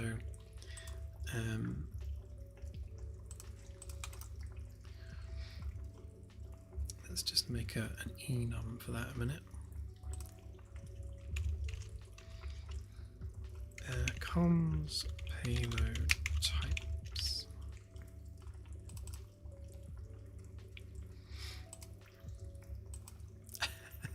Have you been paying too much for your Starship insurance?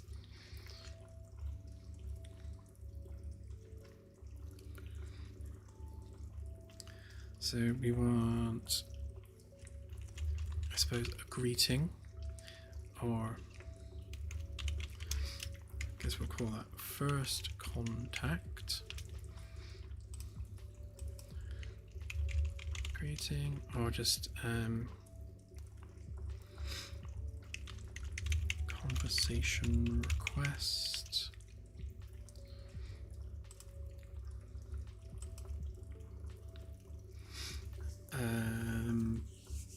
And all the other things.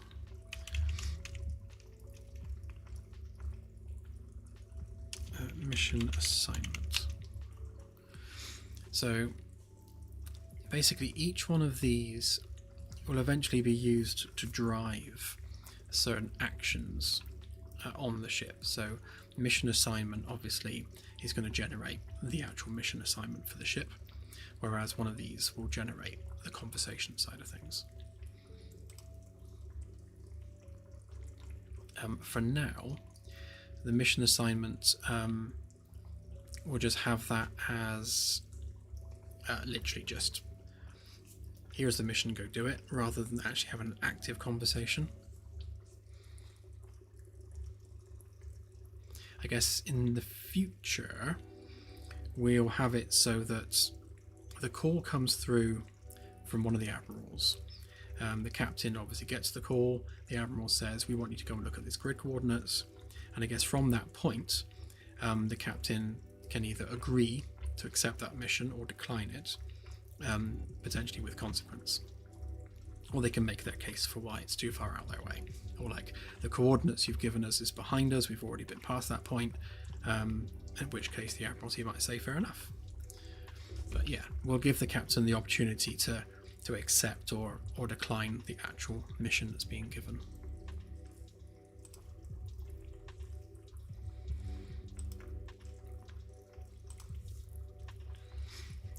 So we want payload type, which is our comms payload.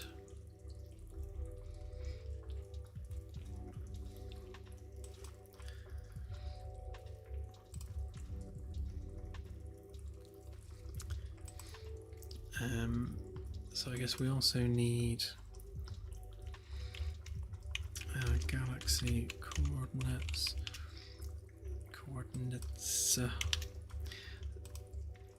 We're going to be reusing this same struct for different things, so some of these variables will only be relevant for certain payload types.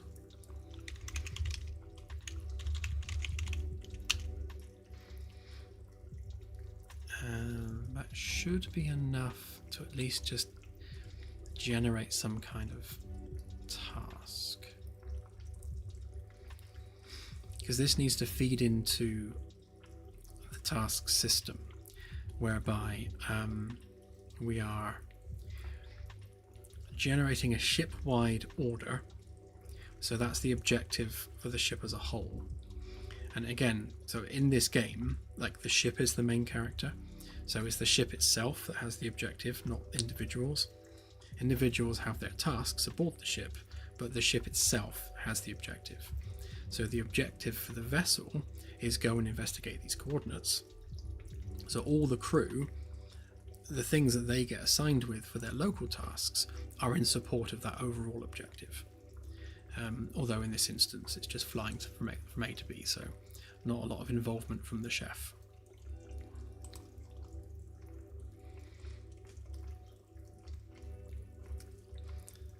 Okay, so I guess on begin play we will do our same timer.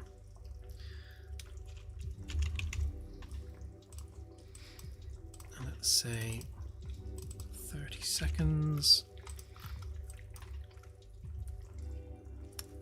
In order to manage how often tasks are being generated, I guess we'll do it based on sector. So if the ship's sector coordinates change, then we'll maybe reset the timer, or reset the yeah, I guess it would be a timer, because we can start a random timer as to when the Admiralty are going to call through with a mission, but we don't want them to do it continuously, like within a sector. So maybe 5 to maybe even 10 per sector, but then no more, and then that count will reset when you're in a new sector of space. So if you're hanging around in the same sector, they won't get you to explore all 3,000 stars.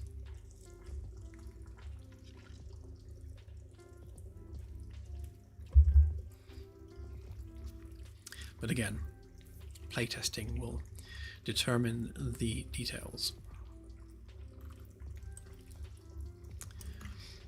Okay, so we want to make a task. So let's give ourselves a container for it.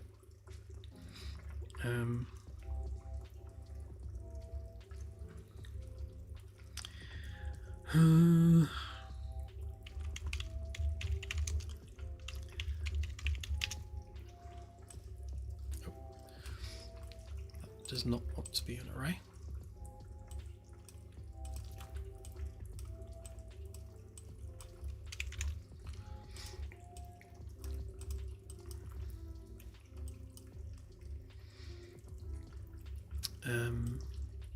Oh, of course. So we need to add the payload to this, don't we?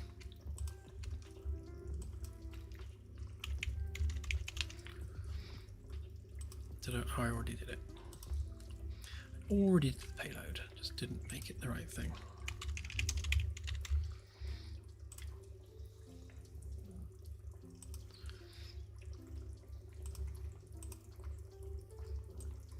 Right. So here's our payload. So I'll make that.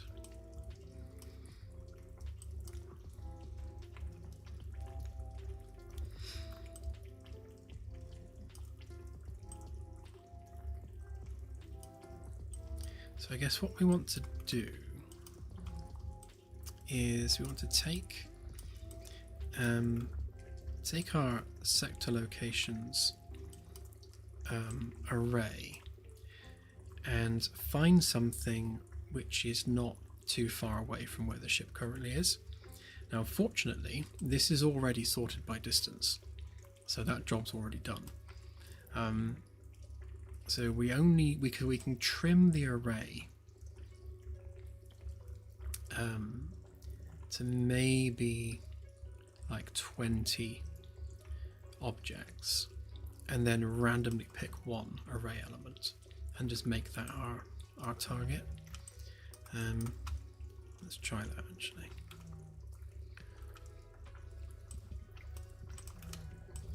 So if we trim, resize that to, assuming it trims from the end, not the beginning, so 20.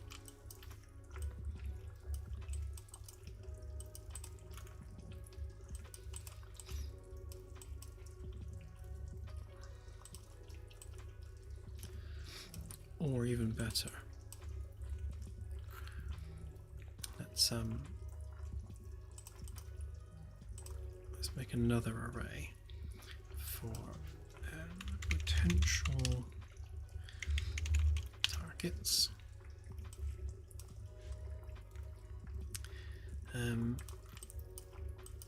Yeah, so what we can do, and I will collapse all this into its own subnode in a sec. So if we clear that, and then we get our sector locations, get, and then what we can do,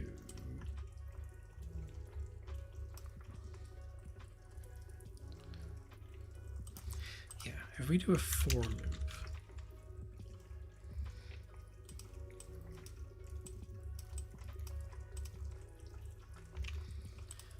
so that gives us 20 objects, and then we simply get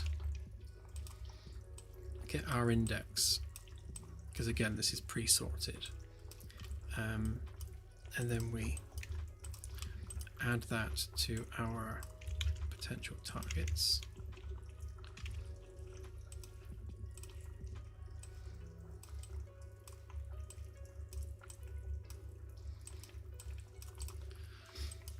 So we're just using a for loop to give ourselves an index, grab the first 20 items in the array, and then what we'll do then is we'll set our payload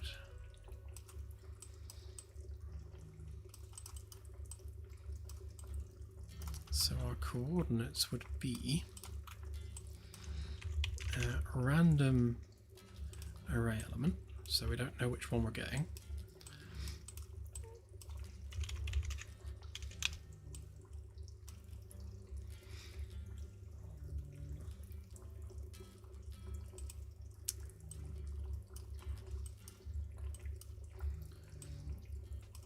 Just wondering whether or not I give it the whole struct.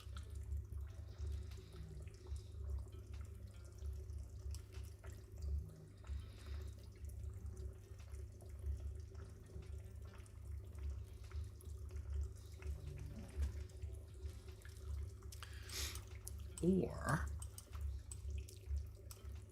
perhaps making it more intelligent.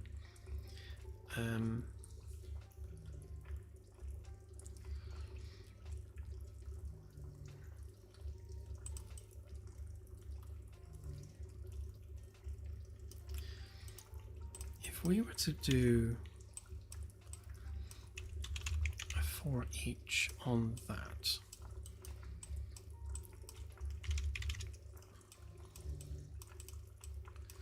and then grab our sieve data and break that.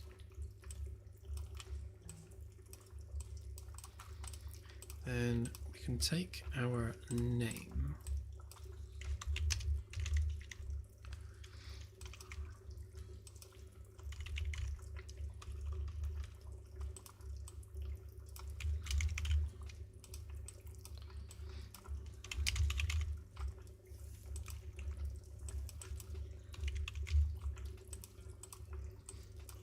do that on one of them? Oh yeah, you can. Great.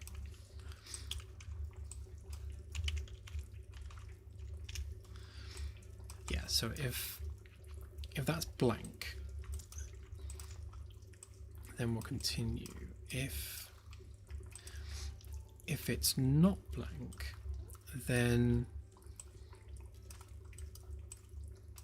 what we can do is grab that.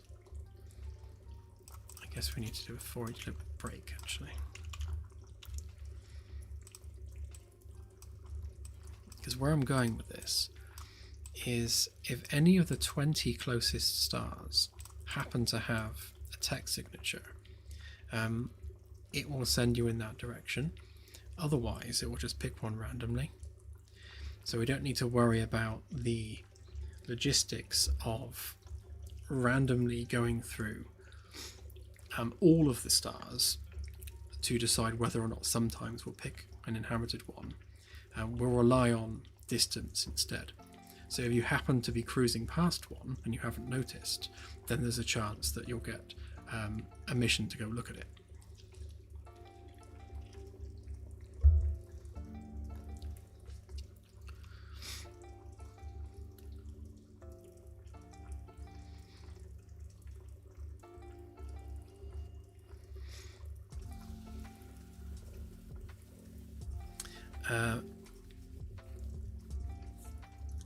I have no idea binary.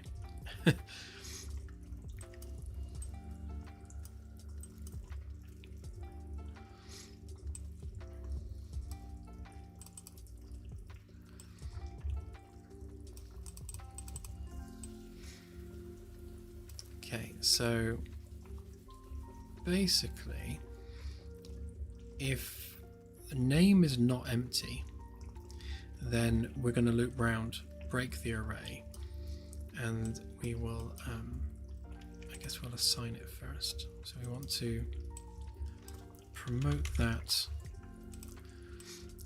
to our target. So add T target.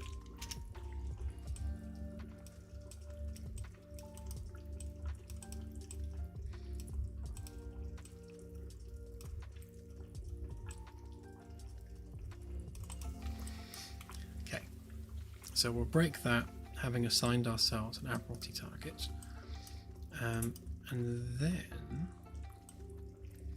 that's what we'll assign to here. So I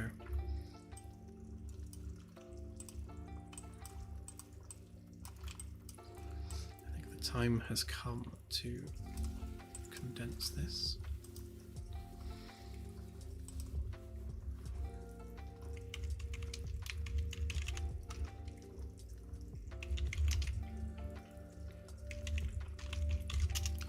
No idea if I typed that right.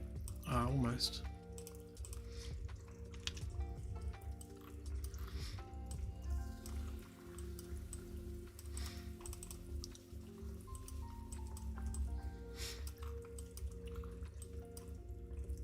Actually, I'm going to move that delay outside of here.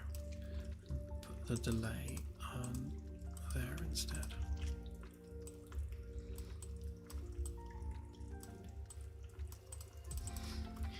Right, so what we're doing, we are getting our short list of targets. Okay, and then we are going to loop through our short list of targets and pick out any that might be an Admiralty target, because it might be inhabited. I suppose we also need to know,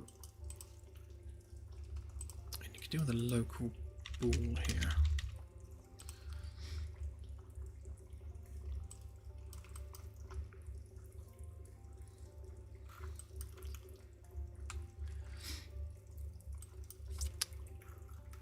I do wish you could make local booleans and such from anywhere.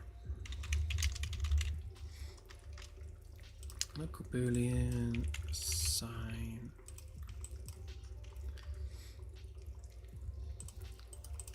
Okay.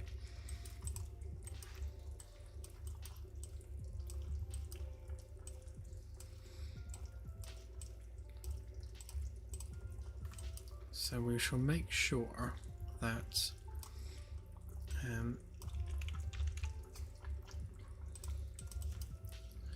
we make this false.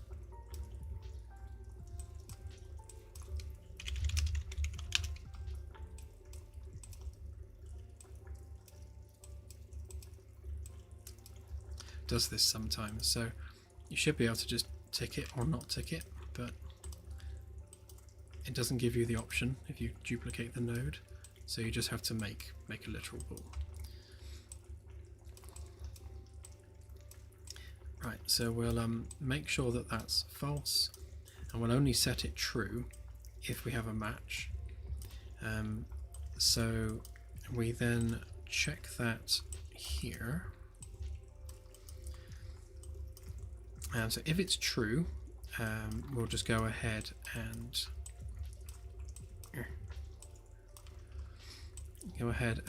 set our message. That's not actually the payload, that's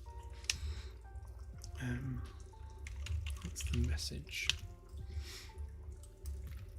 with our set target. If it's false, then we want to be able to do just our random array element. So random array item, and then we'll set our Admiralty target randomly.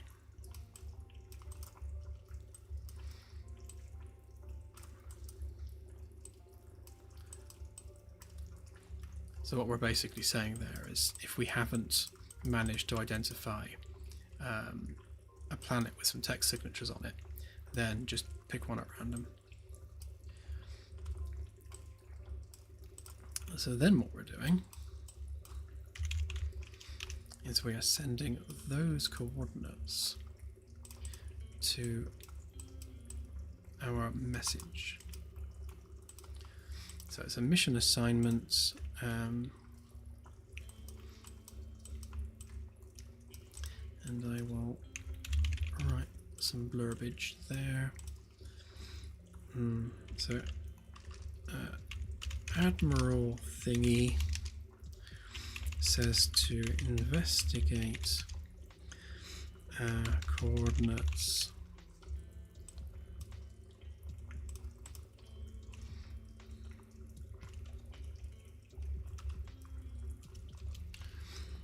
X, Y, Z.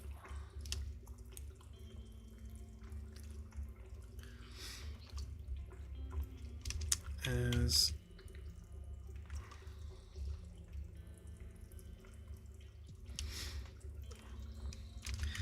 based on long range observations from Earth. Something like that.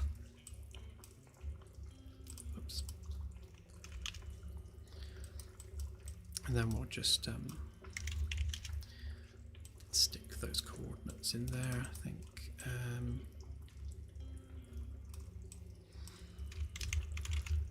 Make sure that we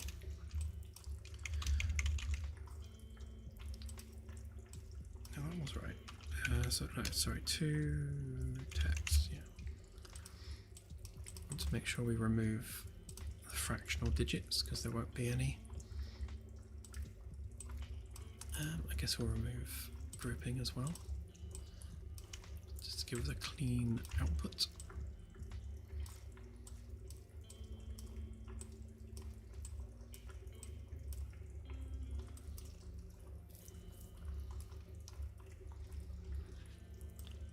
Right, so basically just that. Go there because we said so. So it's a micro wormhole. It's an incoming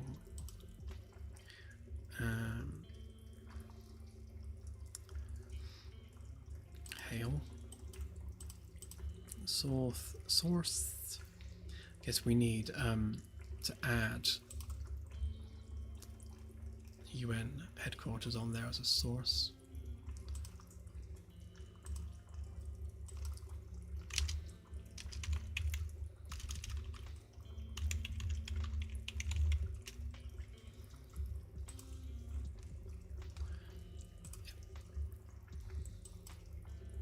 So it's coming from the UN headquarters, and it is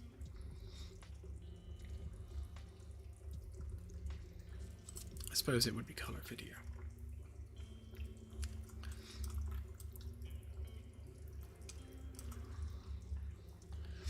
Right, so that gives us our Admiralty message with its payload of go here and investigate these grid coordinates.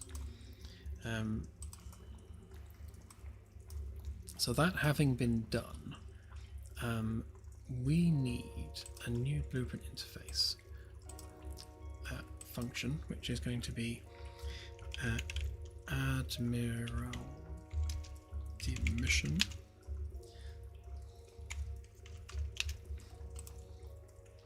I'll probably call it something different to that, but Admiralty mission will do for now. And then our input on this is going to be our Admiralty message. Oh, I guess it's our comms data, isn't it? So what are we sending? We're sending that, which is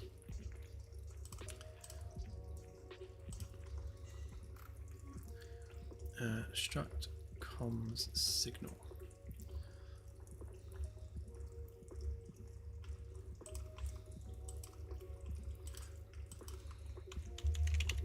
Call it what it is.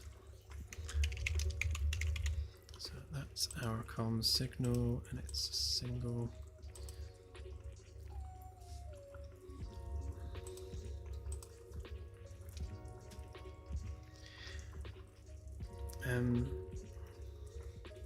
Or rather than that, actually, if we do incoming hail instead, make it more generic. So everything we need is in the struct anyway. So we'll do incoming hail. So we need to grab our actor for the comms console. So we will fire across incoming hail and just give it that. So that's now being generated from our comms manager, which means on the UI we don't need to do that anymore, or that part of it. So we'll still make sure it's hidden when the game starts, and then we need here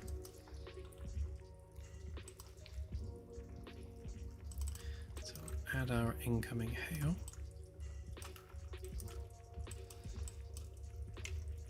And same deal. Incoming hail.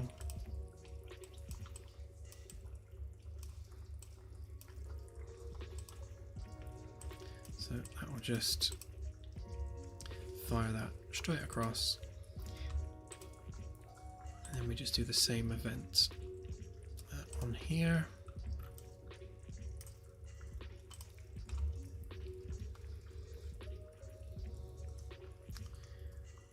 Incoming hail.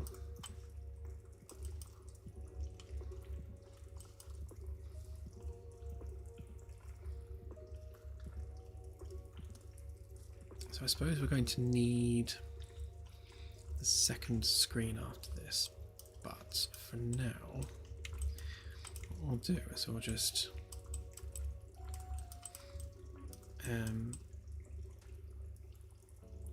make that visible.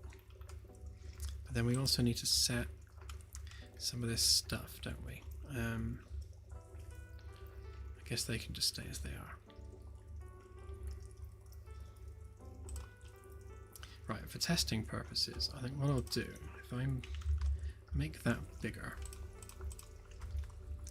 let's move them down to there somewhere.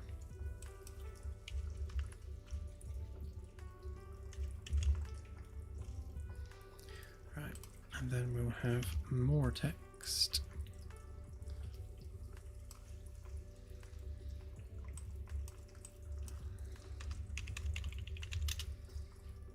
Make sure it's a variable, just to test it out, just so we can make sure that we're actually getting the right thing coming through.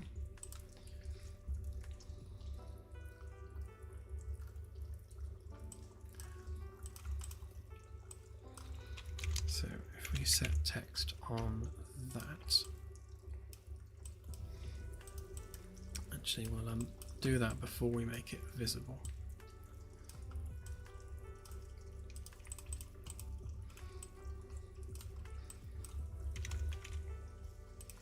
So break that, grab our payload,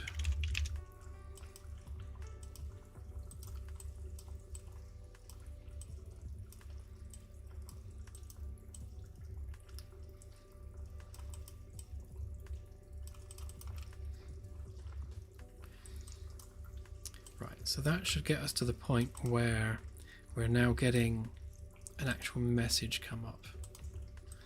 In fact, I think I will make that even neater. If we stick message in front of it like that, and then give it the message. That's a bit nicer. Obviously that's just coming up before you've accepted it, but when we add the proper thing on there, it will come up with a different screen. Oh, see you, binary. Didn't see you dropping off there. Have a good one. That's what happens, CSI. I'm pretty much done now. Just want to make sure that this works. If we get an actual coordinates come up, then we are good.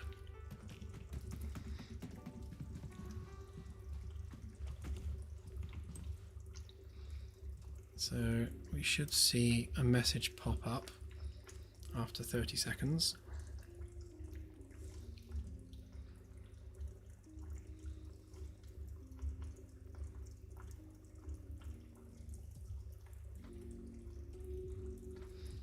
I should have made it less than 30 seconds, shouldn't I? Okay, so I don't think it's bringing anything up.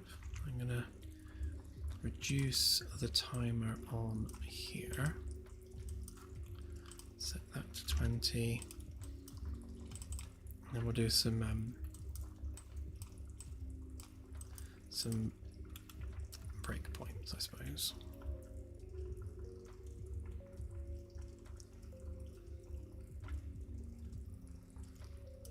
So we know that's going to work. We know that's going to do its thing.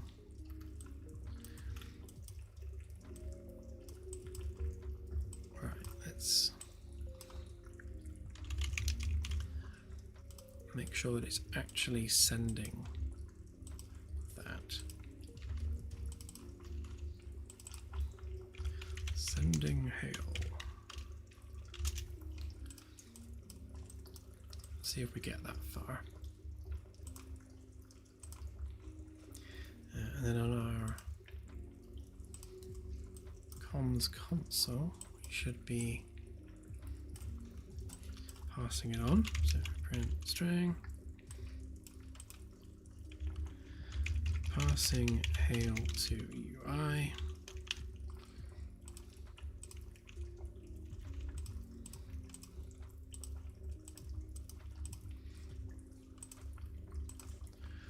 And then on the UI,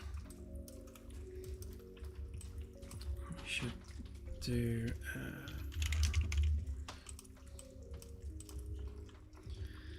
displaying hail. Something's just occurred to me that I didn't set that to visible. That's probably all it was. But we'll complete the debug anyway, just so we can see.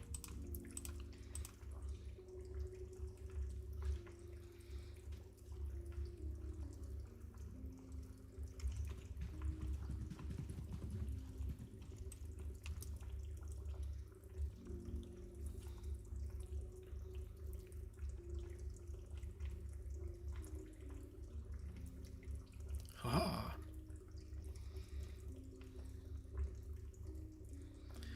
Okay, so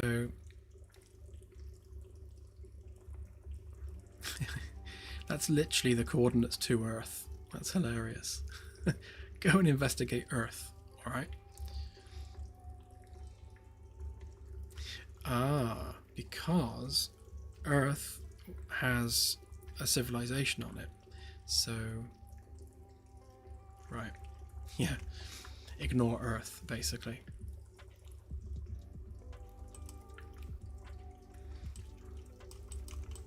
You can see exactly what's happened there. It's basically gone, does it have civ data? Oh, yes, it does.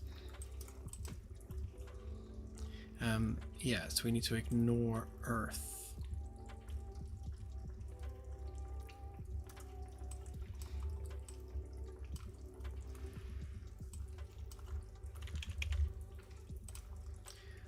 Okay, quite simply, I think what we'll do,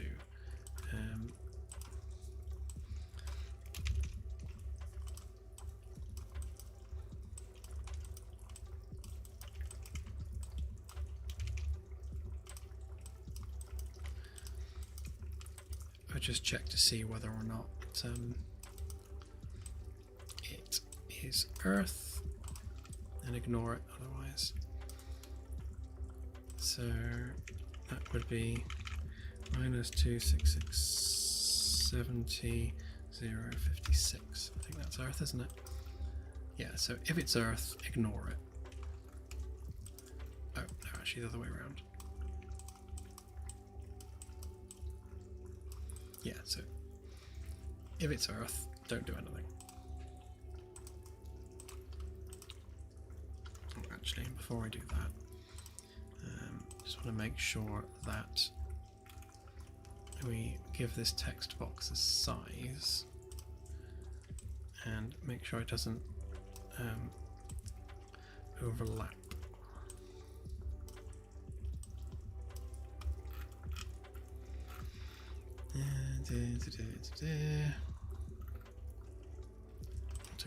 There we go.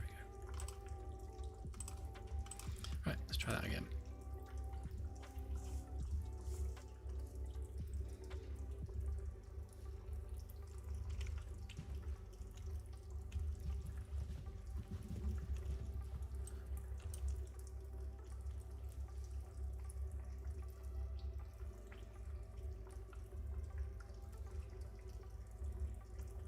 Ah, it's still coming up with Earth. 26670 056.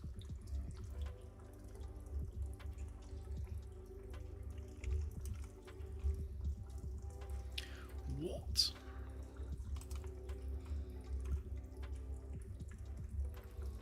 Oh, because I did not equal.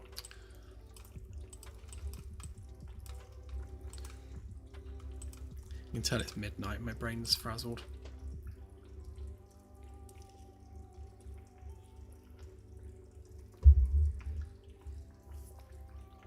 Good point, AJ, yes. We'll have to loop through our scan data and make sure that, yes, if you've already scanned the system, don't get sent there. There we go. So yeah, it's sending us somewhere else now. So